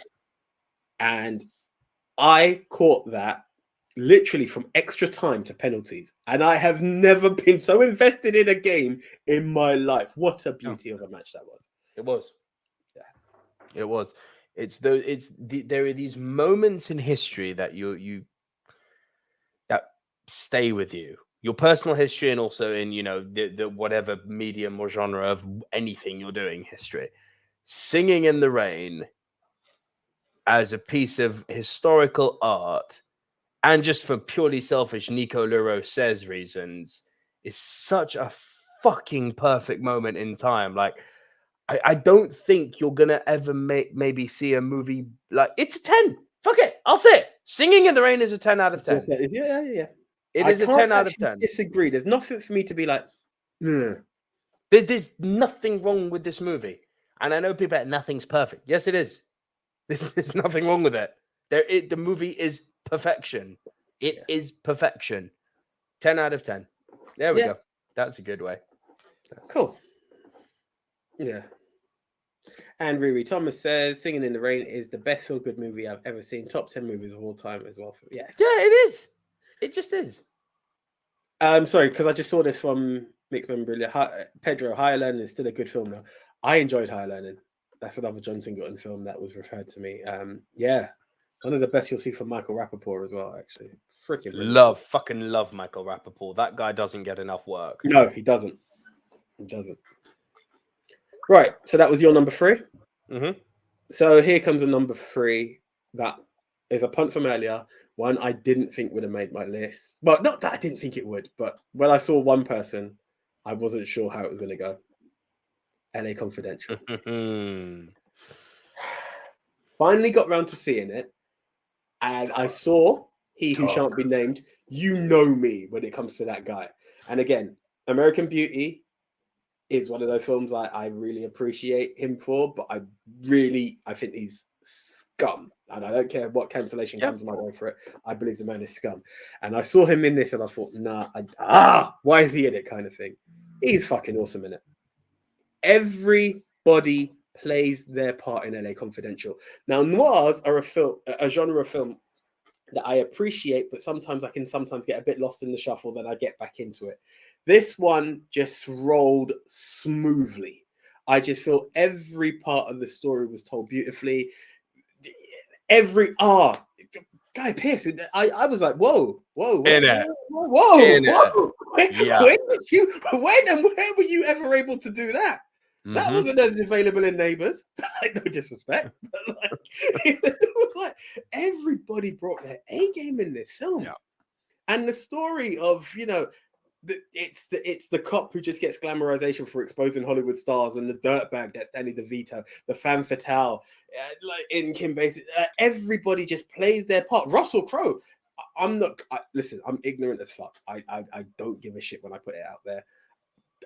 Russell Crowe hit the scene for me in Gladiator, and I was late to seeing Gladiator, but that's when the first time I saw him. So when I saw him in this, I was like, whoa, I didn't know you were in this. And he delivers. There was not one. I nearly made it number one. If it weren't for I have said to you before, Russell Crowe is probably after Day-Lewis the finest actor we've produced in the last 20 years. Listen, the whole film, it's very rare. It's very rare. I could talk of a film and say everybody brought their A game, and that was that. There's one thing, you will understand this more than anyone else. One part, I was very happy that the missus didn't watch the film with me. They mentioned the character in the film. The name was Tammy Jordan. And I was like, I don't want any insinuations. I was like, thank God she didn't see that. But like, aside from that, I was like, apart from that, the whole film had me from top to. I was like, yeah, this. And especially in a time, and I know there are some that came after, in a time where the noir genre didn't really exist. Oof, knock that shit out of the park. Loved it. Kim Basinger, can we talk about her? Please? Yeah, that's what I'm saying. It's the femme fatale. It was like, oof, just the inspiration behind it and the plot twist. James Cromwell, Rollo Tomasi. Now that's a fucking twist. Yeah. I was pleasantly surprised. Those are like that's like the best death line ever in a movie. Rollo Tomasi, because he knows as he's dying, he's like, I still fucked you. Yeah, I know you're gonna speak, and I know it's gonna come back to bite you. That. Yeah.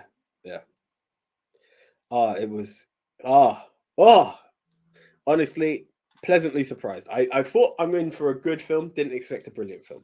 God's honest truth. Bro. Do I? Okay, I sometimes overspeak, but shit happens, bro. Shit happens along the way. Do you know what I mean? And as I said, I have to temper expectations, But like from your number 3 to my number 3, I think we've agreed that, like, yeah, I agree with you at times, but most of the time. But like, oof, yeah, I enjoyed that. Yeah, Confidential is fucking special. Yeah. Right, AJ, my number 2. My number 2. If I say this to you, what do you say? We are not enemies, but friends. We must not be enemies. Though passion may have strained, it must not break our bonds of affection.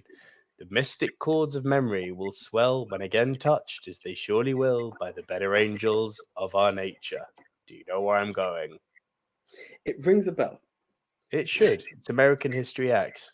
Oh, that's why it rings a bell, because it's the punt bell that I'm about to press. That's the one. Yes, AJ. Okay. Did you really think I was gonna leave this motherfucker off? But again, bro. It was 4 today. It was earlier today. It was 4. It got flipped. I was like, hang on. I love Singing in the Rain, but this movie's fucking special to the silver screen dudes. Like, the way that I could play this list, and as I said, these are quite grounded, more sort of the serious films. They're not so much of the laughters with me. I was like, ooh. And then the more I looked, I was like, no, sorry. You. Yeah. That's what guy. Right. Exactly. Yeah. Right. At number 2 for me, here it comes. If you guys want to shit on me with, you thought they shat on you with La La Land. Yeah? You thought there was shit for Bohemian Rhapsody. I know. Here comes the AJ carnage. Bring the shit, because I'm going to defend my baby. I nearly made it number 1. Yeah, you're damn right. It's the Oscar-winning, I said it, Oscar-winning Crash. Right? I say that with pride. I don't care who hates. Crash is a brilliant movie. Yes. In terms of all-star cast movies, this is the first time I found out that people hate this film when we done all sarcasm. I was like, in at number one, Crash. And you're like, you do realize people hate this? I was like, what? Like, I had no clue that this film has hate, and I will defend it to the core. Much hate. I will defend that film to the absolute end. I just love the dynamics of everybody. Like, if we're going to talk about LA, it's scattered all over LA. You've got all different parts, all different walks of life, all different habits of all people. And the way it's all intertwined, yeah, you can say it's a bit far-fetched. It's there. And it also stands as the film that maybe it won't happen again. But if there is a film that was guaranteed to make AJ drop some tears, it's Crash. And I refuse to ever explain it to anyone. I just say, do you know about the invisible cloak? If you don't know, you don't know. Go and watch the film and come back to me. As I refuse to drop the spoiler, and I feel you deserve the emotion that comes with that. But all of the emotions, the way characters change their dynamics. Ludacris as a crook who then has a change of heart. The Ryan Philippe story, just whoa. John, yeah.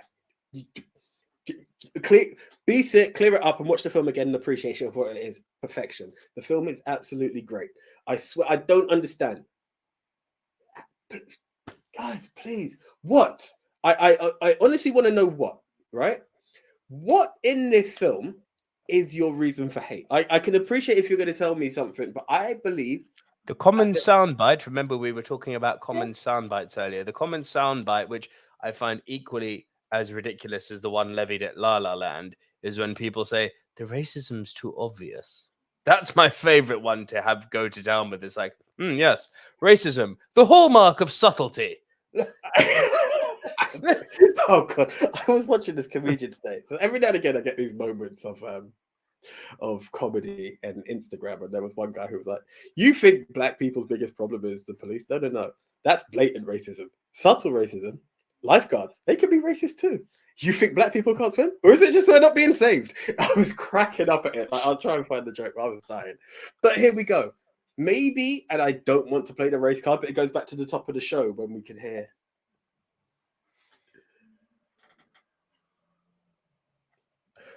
So Pedro says, I appreciate passion, AJ, but sometimes it's good to acknowledge we can love something that's just not that great. Yes, I did earlier. Batman Forever. Now we move on and we appreciate great for great in the world of Crash. Right. Again, it's the same thing that comes out each time. What are we talking about? Now, you know when we talk about racism on the nose, right? Yeah. I've just given a blunt explanation and you brought it up that it's a true fact. That again, I'm not going to say I've been top 10 is a shocker. Top 2 is a madness. John, I apologize. As I said, sometimes I do it to wind people up, but I do have a lot of love for this. You do? I do, but I have a lot of love for this film that I feel is justified behind it. But if you're going to talk about on-the-nose racism, I've said it, where people could watch me in my face and say, yeah, those black guys. Not you, though. You're all right. Now, if that's not on the Your hair feels like a spider. 2 for 2. 2 for 2. Right? And he didn't even realize he was being racist because he then asked to take a picture with me. I have that makes it worse. Bro, that actually makes it worse. No, but this is the shit that goes down. Again, goes back to the Golden Girls. They didn't understand what the Confederate flag meant, and it dawns on them what they're actually doing is wrong. Like, there are certain times in life shit happens and you don't realize what you're doing. Quote your family member. Quote XYZ. Where is that? Like, it doesn't have shit acting. I believe the story is understandable on many levels.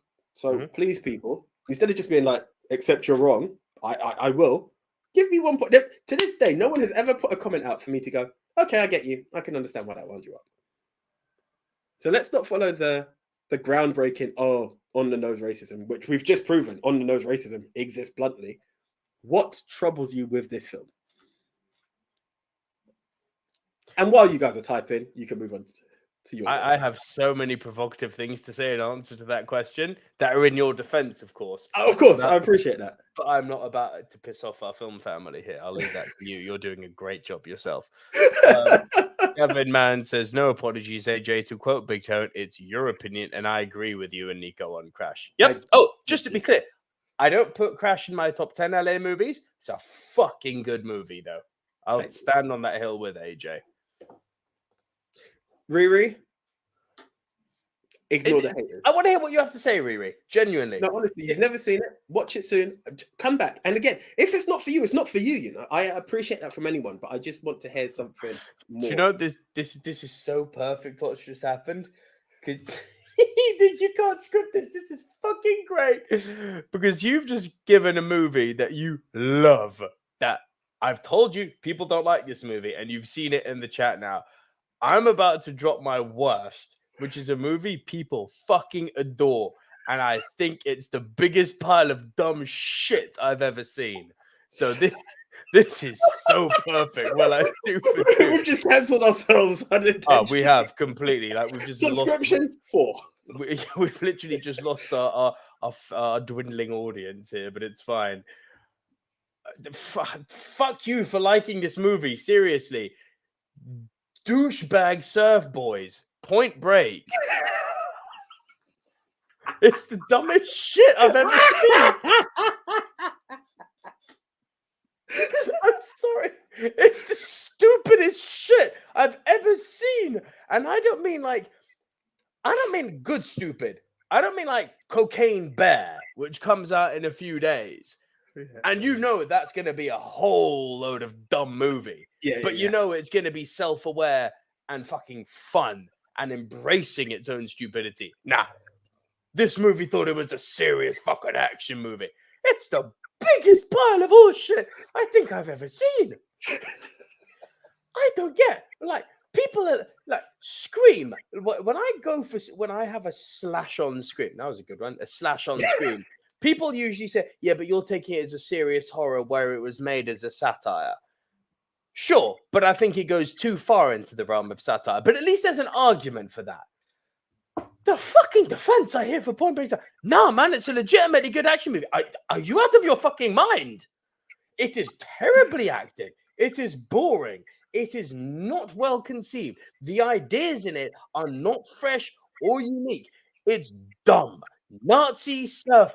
It's not like cool dumb, like Cocaine Bear. It's just dumb. It's like my brain cells are dying, and not in a way like in Bruno, where my brain cells die, but I like them dying. This is like, no, fuck you for making this film. I don't give a shit that it stars Swayze and Keanu Reeves, both of whom I like. I don't give a fuck that Catherine Bigelow directed it, who I really like. This film sucks.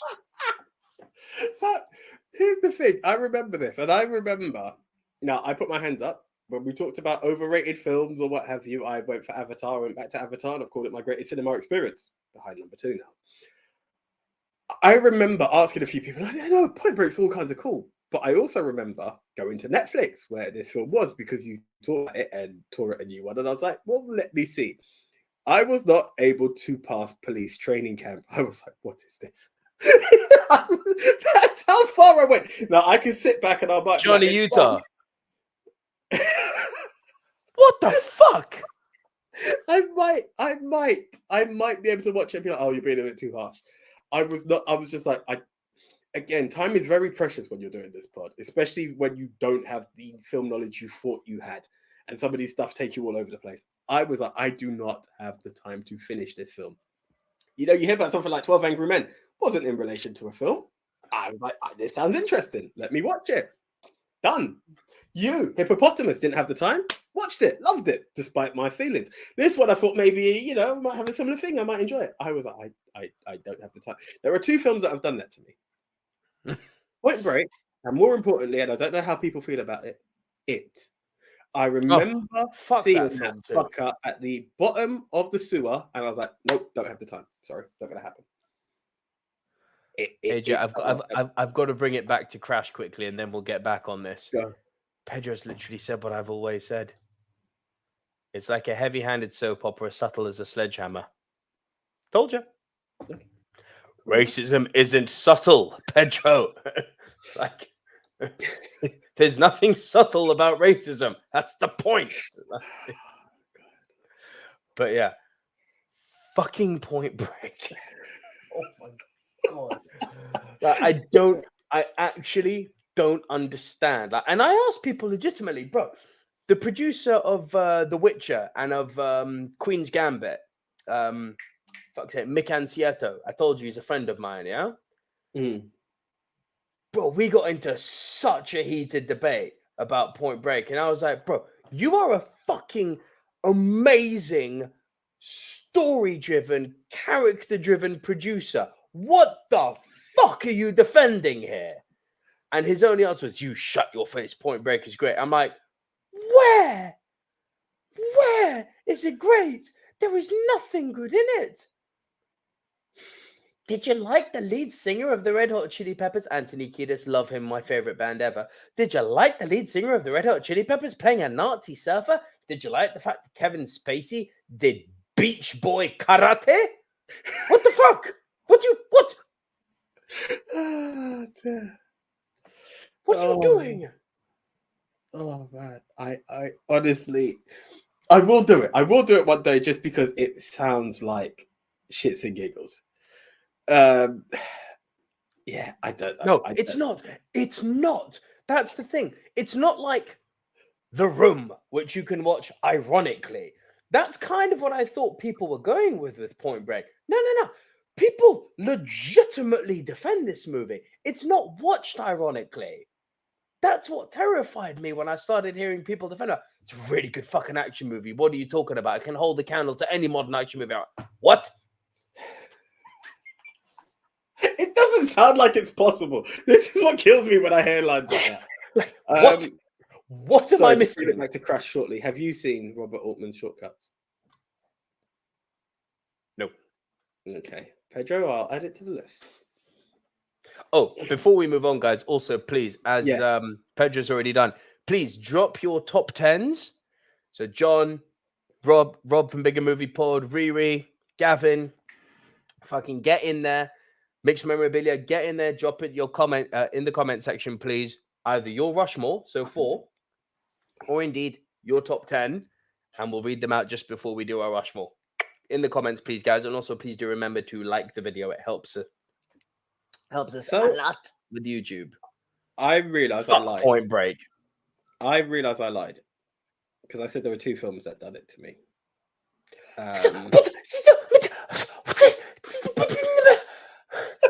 Gavin, please. Point Break was fine. 3 out of 5. Where? Where's the 3? What is the 3? Even 3 out of 10, I would be like, it's too high. Where's the 3 from? Where is this magical 3? Where? Help me understand. Oh dear. So I lied. I apologize. I didn't even think of it until it just hit me. What's my worst? I said Point Break and It were the 2 films that I said I do not have time for. There was a 3rd film that this happened with, and it's my worst. It escaped being my worst last week in numbers, but it hit me now because I had to draw for it. I didn't think I had a worst. No, it wasn't. It was stupid. It was really stupid.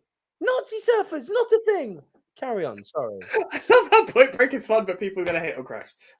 Go figure. Thank you. Fucking man like Pedro. Bro, read these 2 comments back to back. Pedro, I love you, bro, but I'm sorry. It's throwing shade time. Nico, I was referring to the theme of racism in Crash as not being subtle. I was referring to the film as a whole. The acting, music, directing, it's so heavy-handed, like a bad soap opera. Point Break was fun. Are you fucking kidding me? Are you actually kidding me? Literally, everything you have just leveled in the direction of Crash. The heavy-handedness, the terrible acting, the terrible directing. That's fucking in Point Break. Oh. I love the balance. This is what I love about the subjectivity of film. Like, you can swing that pendulum all day long and people will just jump on and jump off. Infuriating sometimes when you can't see what people see. This film, I think Pedro did recommend I watch it again and check some parts, and I will try to. I believe it was Pedro. Apologies if it wasn't. And apologies to who was that quoted it. My worst is 4 Rooms. I know you do not like this film, do you? I don't even know I pressed punt. There's no pun. That's all you. There is no pun on that. If that was your number 1, fuck me. I cannot. I appreciate the idea of 4 Rooms. Sounds so brilliant. 4 different stories, 4 different directors. Each room tells a different story. Tim Roth is the bellboy. It all sounds like it's going to be perfect. I saw Room 1 and I'm just like, this ain't for me. this is not for me. And I want to plow through.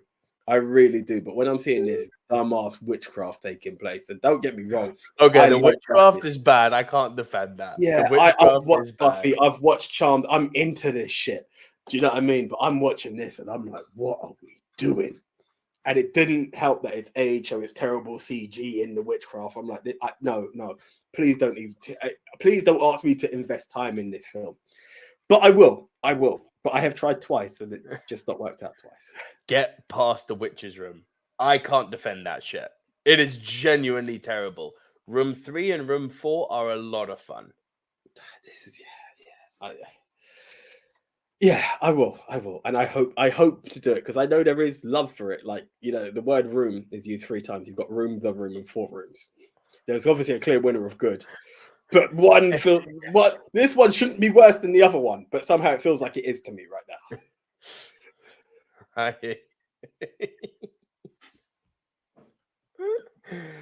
Fuck me, bro. You know what? I'm looking at my list from next week, and we could literally do another 2 weeks of LA movies, and they'd all be bangers. Like easily. So mixed memorabilia. Have I seen The Last Room directed by Tarantino? No, I'm literally at room 1, and room 1 is so, bro. The first time I saw 4 rooms, I tuned out after room 1. I was like, what the fuck? Like, get past room 1. Cool. I will give it a shot. I just saw The Long Goodbye. So Pedro Sanctos says The Long Goodbye is another LA masterpiece that deserves a mention. Elliot Gould pulling some Paul Newman, Steve McQueen levels of coolness. That's interesting. Nothing against Elliot Gould, but he's Monica and Ross's dad. And he's pretty cool in Ocean's 11, but yeah, that's as far as it goes. He's not Newman and McQueen. It never has been. Never pictured it, but hey, I'm down for it. Cool. I just remember always him telling Chandler the ideal position to shag a woman and to get her pregnant. When your mother and I did it, we were like this. Oh, dearie me. Fucking hell. Right. You're number 1, bro. Yeah. Do you know what? You could toss this in American History X, flip-flop them back and forth. But do you know what? It's been a long time since I've brought this movie up. I brought it up many a time before, but it's been a long time since I brought it up and put it so high.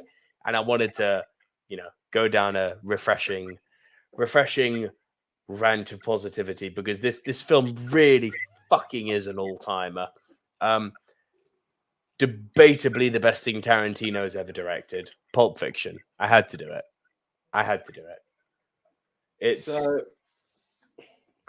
This film was Reservoir Dogs, and it was not number 8. I refused to do that. It was in top 5 territory. I can't remember where. When the suggestion came out, I was like, okay, you'll get your praise in next week. These films are a bit more grounded. And I was tight on it, but I was like, I could show a lot more love, and it's a lot more pop culture. No, it's not actually, but it works for me. In terms of AJ favorites, Pulp Fiction is that one, It was my introduction to Tarantino, and I've loved it ever since, kind of thing. There's nothing I can fault it for. As I said to you, and I think you were shocked, the love I've had for Pulp Fiction, it's like a 2-time watch. So that's insane, bro. When you can quote lines to me, I've seen it. I've caught parts of Pulp Fiction time and time again. Another one that's on that weird list for me is Forrest Gump. Stuck with me for a lifetime. Seen it once. I've seen Forrest Gump. That's interesting. I've catch films here, parts of it here and there, and I'll be like, oh, it's cool. But from beginning to end, to say I've sat down and watched it, Pulp Fiction twice. God's honest. But absolutely love it. That's very interesting because, I don't think it's the best thing Tarantino's ever written. More on that week. Sorry. I said that would be Kill Bill. I'm just taking it. Man's got jokes tonight. But in the scope of his own movie, which he's written and directed, I think this is his crowning achievement. Yes, I think it's better than Reservoir Dogs. I think it is better than Jackie Brown because he didn't write Jackie Brown. Elmore Leonard wrote Jackie Brown. So as a Tarantino solo himself, me, myself, and I project, I don't ever think he's recaptured the magic that he caught in Pulp Fiction. I've used this expression before tonight, but I hate to use it again, but it's just so apt. It is a perfect storm in a teacup. It revived John Travolta's career. It made Sam. Well, he then went and fucked it. But it made Samuel L. Jackson the star, having only been bit part appearances in other films. It gave Bruce Willis an edge that we didn't know he had at this point. It fucking made Ving Rhames terrifying. It made Uma Thurman as if she needed it more, but it made her quantifiably femme fatale level sexy. It has one of the coolest, maybe the coolest. Actually, fuck it. I'll go out on a limb. It's got the coolest soundtrack ever. From that opening, get down, and then, you know, the radio fucking changes. I mean, as the credits are rolling. Jungle Boogie, Jungle for me, Boogie. Save the Last Dance will always be my favorite soundtrack. However, that's an original soundtrack. Yeah, fair play. Pulp Fiction's not. Pulp Fiction is just a collection of songs. What I will say, it's always Save the Last Dance, but what I will get to, Pulp Fiction kicks Baby Driver's ass for soundtracks. Oh yeah, that's not a discussion. That is literally not a discussion.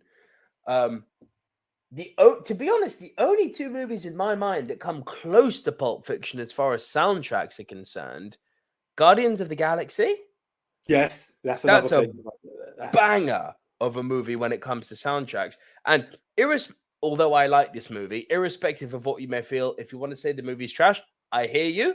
It's a massive guilty pleasure of mine, though. But the soundtrack is fucking phenomenal. The first Suicide Squad movie. Oh my God, the soundtrack in that. Bro. Between Eminem, between the Bee Gees, between Slade. But like, it's just like on and on and on and on and on. It's like, wow. Yeah. But Pulp is the one for me. The soundtrack in Pulp is phenomenal. The fact that it takes... Pedro says it, good point. Goodfellas soundtrack is gold. Yes. Goodfellas does have a good soundtrack. Yeah. Goodfellas does have a good soundtrack. Again, not Pulp Fiction level for me, but anyway, it's just me. It's just my opinion. But it takes conventions in Hollywood which are like big fucking no-nos. Don't do talky scenes. Don't do it. The dinner table scene is like, in that time period and before, it was like the death nail in a movie. It's like, how do you slow your fucking movie right down with unnecessary exposition is unnecessary? The table scene, where you haven't managed to conduct your movie properly, so you need to have an exposition scene with two characters sitting at a table to fill in the blanks. Not so in Pulp Fiction, because it's also got potentially one of the best written dialogues in a movie ever. Just everything that comes out of the character's mouth on some level is fucking cool. There's nothing they say like, but I'm going to do this. Fuck it. We can go through every single scene in this movie, and there's more than one time in that individual scene where the character says something fucking cool, right? Go from the beginning. Go through the diner. They're sitting around in their fucking weird Hawaiian cabana boy tops. And he says, Garçon coffee. The girl just comes over. Cool as a cucumber. Garçon means boy. Okay. In. Next scene. We've got them sitting in a car going, so tell me again about the hash bars. Hash is legal there, right? Royale with cheese. Then you get the Antoine Rockamora scene. Then you get the foot massages don't mean shit. Then you get Ezekiel 25:17. Then you get Ving Rhames talking to Bruce Willis about on the night of the fight, you might feel a little sting. That's pride fucking with you. Fuck pride. And straight after that, it goes to Bruce Willis and John Travolta. Now, how is this for a weird trade-off of dialogues? You're looking at something, friend. You ain't my friend, Punchy. What'd you say? I think you heard me just fine, Paloco. It's like, that's so fucking out there, and yet I love everything about what you've just said. Yeah. Next thing, you're cutting into the heroin into the heroin house where they're talking about, and this girl is talking about the different piercings that she's got on her body, and then John Travolta just says, "Why would you?"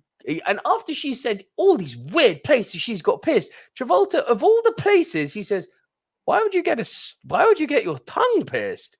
And she gives him a cool answer. Sexy. Helps with fellatio. It's like, I mean, yeah.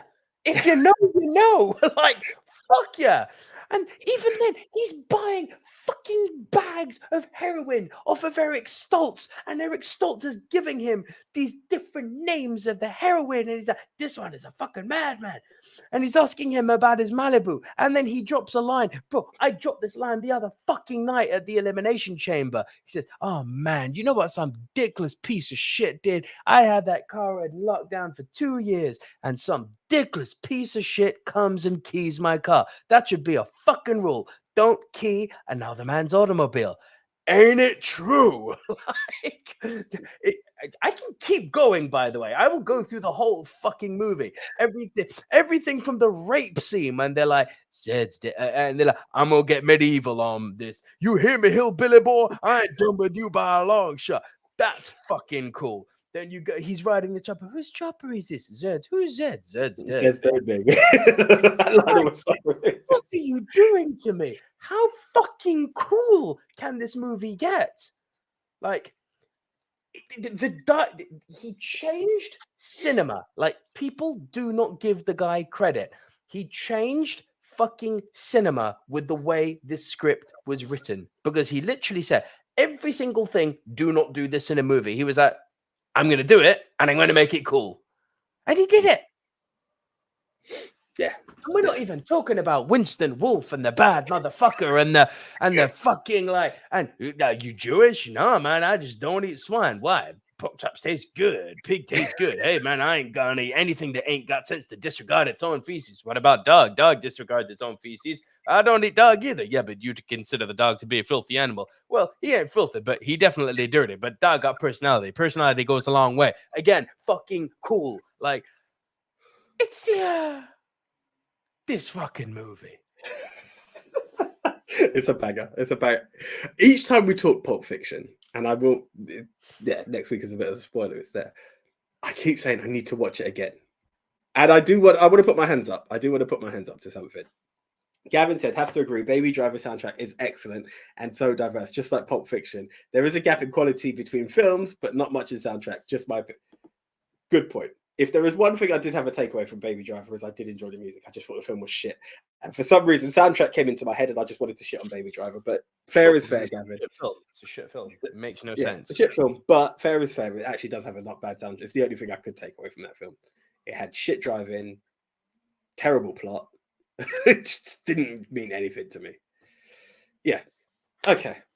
Oh, cool. Pulp Fiction, man. Wow. Awesome. I've already got an idea to pitch you for the Rushmore, by the way, but let's hear what your number one is. Well, it's the punt. It's the one I I kind of forgot, and then I remembered. And yeah, like yourself, today I was looking at the films, and you can go into the world of, let's be honest, we know who AJ is. Like Terminator 2 is about. Pulp Fiction exists in the world. And when I started to rejig, and as I said, these films are very much more of a grounded, I was like, I'm not good. No. Pulp Fiction for the Pulp Fiction. Sorry, I'm looking at you.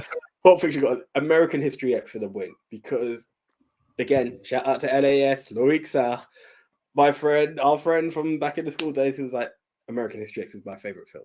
Yeah, and sometimes you hear films and you're like, what's the hype? And you hear about the curb stomp scene and you're like, oh God, do I want to watch this film? But it goes from there to an entire journey. Again, you know, I talk about the character arcs in Crash. The character arc of Derek Vineyard is just one to appreciate. Amazing. And again, it's amazing. We talk about relatable villains. Yeah. I've said it time and time again. I do not agree with Cameron Poe in one form or another. The guy is the most vile piece of scum you could come across.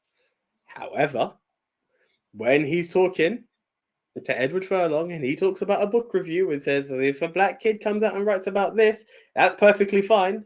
You had me going, huh. To make me sit back and go, well, it's a book review.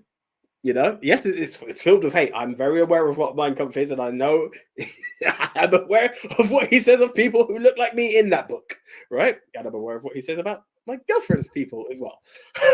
But, like, take all of that away.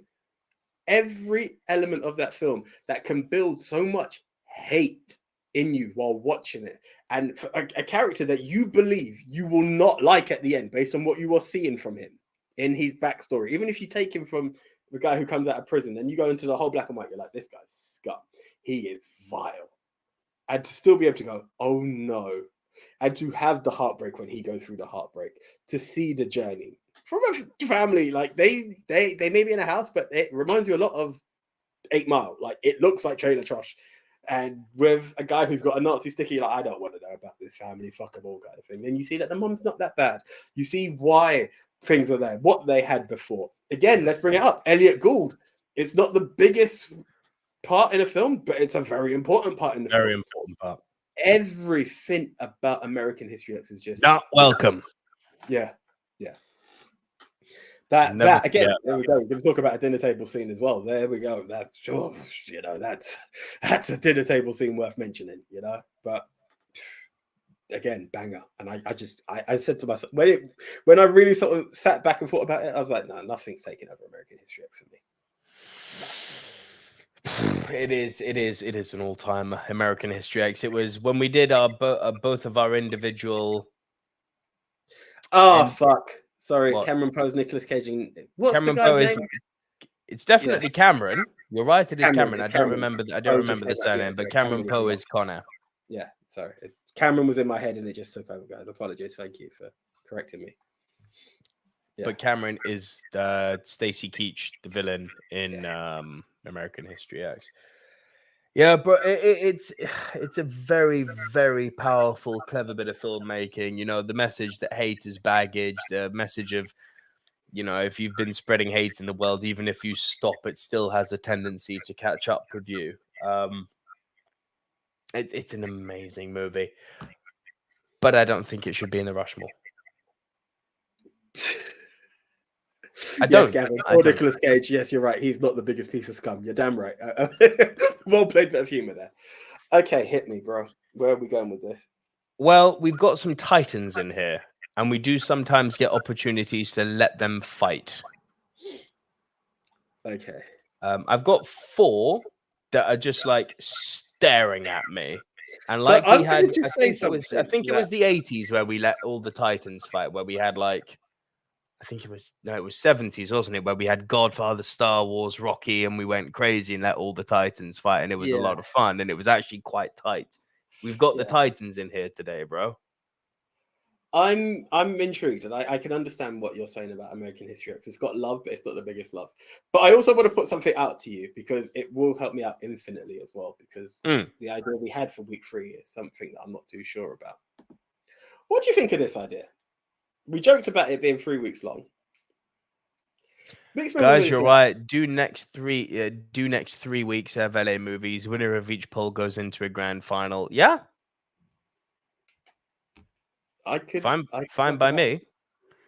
Got to be careful then because we've got the Titans in here, and whatever wins this, I reckon will win the whole series. Then we'll think about that, but it's something to think about. I just wanted to acknowledge that. Okay, acknowledge the Titans I'm thinking of are Pulp Fiction, Titan, Die Hard, Titan.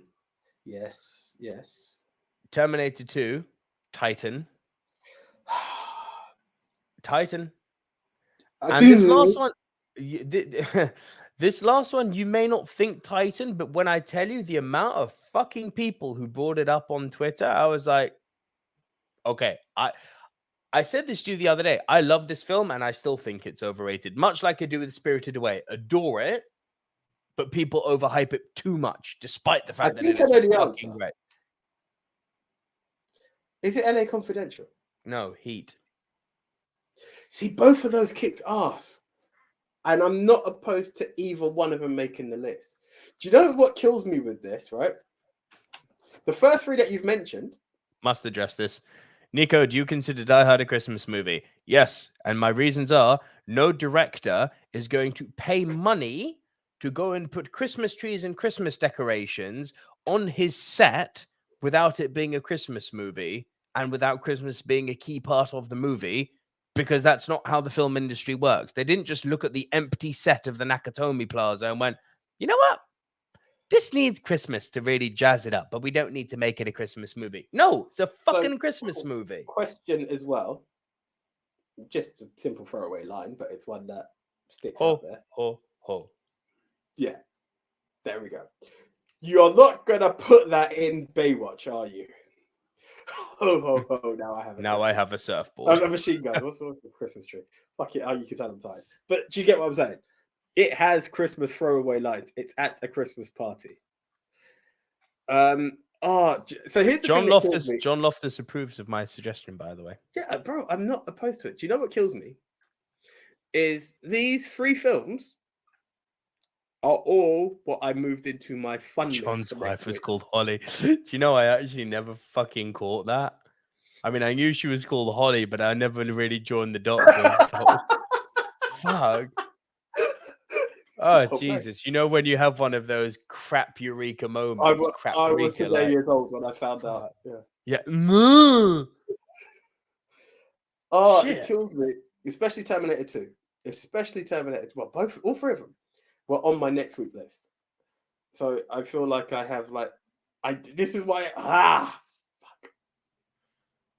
Do you want to split them up? So some Titans go 1 week, some Titans go another week? Can. But then again, what in doing so that, pick your two for next week then, if we're doing this as a 3-week series. Tell me of the 4 that I'm pitching, tell me which 2 you'd say yes next week, and then just make a note and we'll put them on next week. To be fair, I mean, look, Terminator 2 is going to be in there. It doesn't matter. It could be any 2, doesn't it? It's just they're not on my list this week. So I just feel like I need new films. Are all 4 of these movies either on this week, next week, or the week after? They were definitely in next week's list. Cool. So let's split them up. Yeah, but I just feel like I'm rehashing. I feel like I should just look for new films. I don't know. It's weird. Does your schedule allow for that? I don't know. That's what's killing me. That's what Terminator 2 and Pulp Fiction were definitely in the list. Do you want to put them for next week then? If you don't mind. That's fine. Terminator 2 and Pulp Fiction will be on the Rushmore next week. Wow, we've never done this before. Breaking the rules of our own show. Well, it's going to be on a list, so it's not actually breaking any list rule officially. Cool. So Pulp and Terminator will be next week. Right. So we've got Die Hard. If we have Die Hard. Heat. Okay, so now we can put LA Confidential and American History X. Yeah. There we go. You want American History? Well, yeah, those are the 3 we agreed on. Fuck yeah. Cool. Die Hard, Heat. That's not a bad. Die Hard, Heat, and LA. I mean, that's a fucking solid Rushmore. Can I be interesting? Right? You can try. Here we go. Should we, just for the interest of what the kind of genres they are, should we swap Pulp Fiction and Die Hard? Oh, so I have both Die Hard and Terminator 2 there. You get what I'm saying? Don't you feel that Pulp Fiction fits more in that other list? Oh, it's gonna hurt this list, bro. Wherever I don't want to see American History X and LA Confidential take a beating. I know. It's a banger list. Die Hard is gonna beat everything, but Pulp is gonna hurt it so much more. I can't bear to see American History X hurt that badly. I'm interested to see what Die Hard versus Terminator 2 does. Do you also want to put Die Hard next week then? So we've got 3 locked in for next week. No, but that's what I'm saying. Pulp Fiction. So what would we do then? Failing that. That's what I'm saying. Pulp Fiction and Die Hard swap is what I'm looking at. Okay, so my question, yeah, no, I get that, but spoiler, Pulp destroys this list. Die Hard will win, but nowhere near as much as Pulp. Ooh, that's an interesting statement. Here's what you can pick this week, guys. Do we put Pulp Fiction this week or next week, considering we're now going to do 3 weeks of Los Angeles movies? But here's a question, and it depends on if you will watch it, I will veto what Pedro says, yeah? Because it might make it next week. It's already done for this week for me. Is there a chance you will watch Boys in the Hood? It's available on Netflix, yes? Yeah, it's on Netflix. I'll watch it. Okay. So that is a potential for next week, guys. And if it's not on there, blame Nico. And if you've got time, try and watch Down There. Fuck you, blame Nico. What a dickhead. Blame Nico. Good Lord.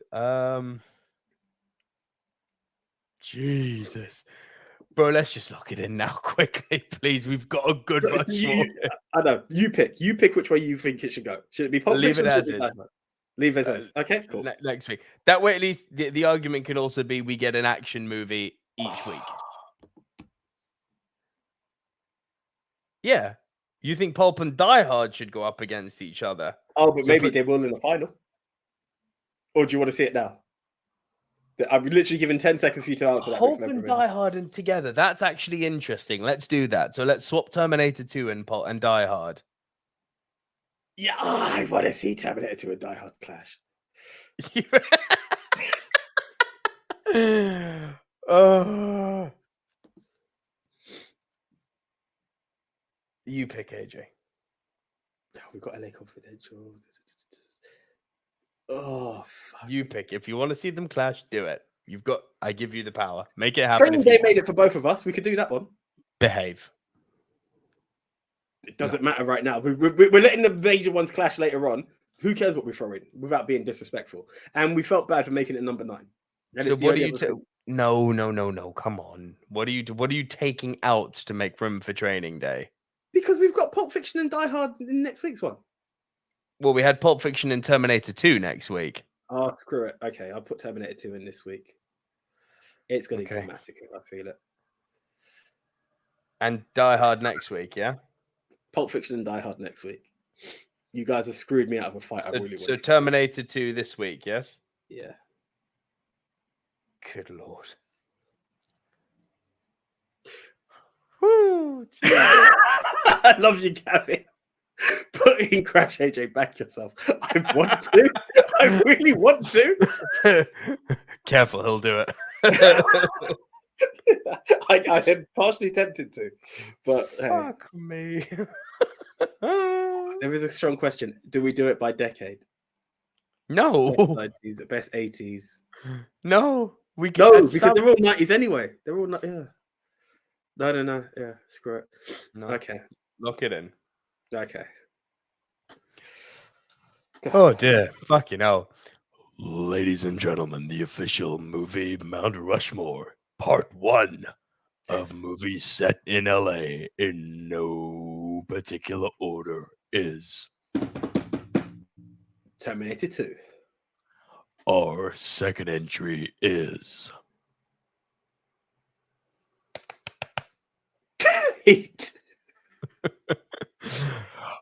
Our third entry is LA Confidential. Our final entry into the movie Mount Rushmore of movies set in LA is part 1. American History X.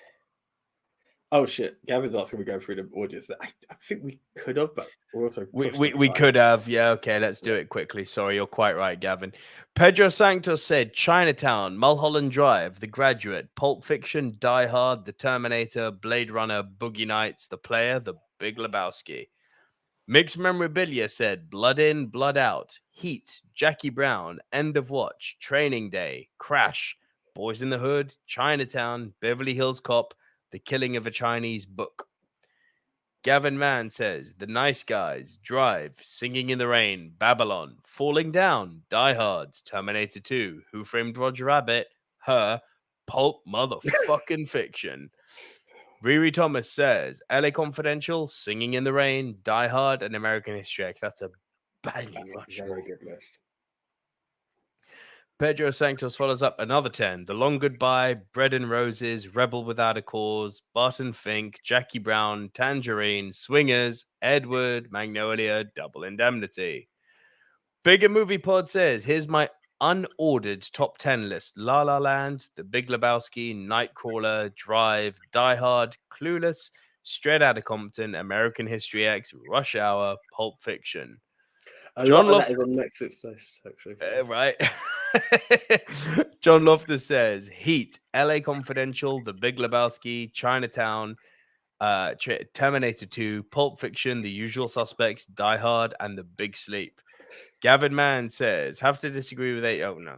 That was me. And just a quick refresher before we tune out. My number 10 was Terminator 2. My 9 was Training Day. My 8 was Heat. 7 was LA Confidential. 6 was La La Land. 5 was The Usual Suspects. 4 was Die Hard. 3 was Singing in the Rain. 2 was American History X. Worst was Point Break. Yes. And 1 was Pulp Fiction. Okay, and mine were in at number 10, To Live and Die in LA. Number 9, Training Day. Number 8 was Reservoir Dogs. Number 7 was Heat. Number 5 was Straight Outta Compton. Sorry, sugars, because it was out of order. Number 6 was start again. Sorry, we start again. My number 10 was To Live and Die in LA. Number 9, Training Day. Number 8, Reservoir Dogs. Number 7, Heat. Number 6, Falling Down. Number 5, Straight Outta Compton. Number 4, Boys in the Hood. Number 3, LA Confidential. Number 2 was Crash. My worst was 4 Rooms, and my number 1, American History X. A reminder, guys, if you do like our content, you can head on over to buymeacoffee.com/movie dudes. Link to that is in the description below, video and podcast. And for literally less than £2, less than the price of your daily Starbucks coffee or whatever coffee you drink, you can support the Movie Mount Rushmore at a level that you are happy with. Just to say, hey guys, I like the show. Keep doing the content. We'd really appreciate it. You can, I'll spare you the wax lyrical, AJ. You can find us pretty much on every single podcast platform out there now that isn't a paid platform, like Geo7. Hey, you fucked up, guys. Screw you. Our podcast is now also being considered for the British Podcast Awards. I thought I'd let you know about that, AJ. Thank you, guys. It is in consideration, so we'll keep you informed. But yeah, great to see you guys. YG's here. My top 10. Collateral, sorry. I keep saying Train Spotting. Terminator 2, Training Day, Die Hard, Reservoir Dogs, Heat, American History X, Double Indemnity, LA Confidential, Pulp Fiction. Strong list. Crazy strong list. Yeah, that's the one. And by the way, now that GS7's got, is Croydon back in as number 1? Sorry, I just had to take the piss. India without Geo7 remains our top area. Nice. Cool. Okay, guys, so you've heard all the news. So until next week, where we will be talking part 2, it's still going to be top 10 LA, baby. So until then, I am the one AJ Anthony Jordan. I'm Nico Lurot. Please catch me right here. You can see on my title, and if you're listening on podcast, it's in the description below. Daddy Goo on YouTube, and please do be sure to obviously follow at Movie MT Rushmore on Twitter, and make sure that you get your votes in with our friend JT at We Love Movies at Movie Polls for you. That's the one, because remember, guys, this is going to go into a battle royal. So make sure you get your votes right this week, because it's going to pay off in the long run. Mm-hmm. So, there's nothing much more for us to say, guys. We are out. See ya. We are out of here. We will see you on the flippity flip.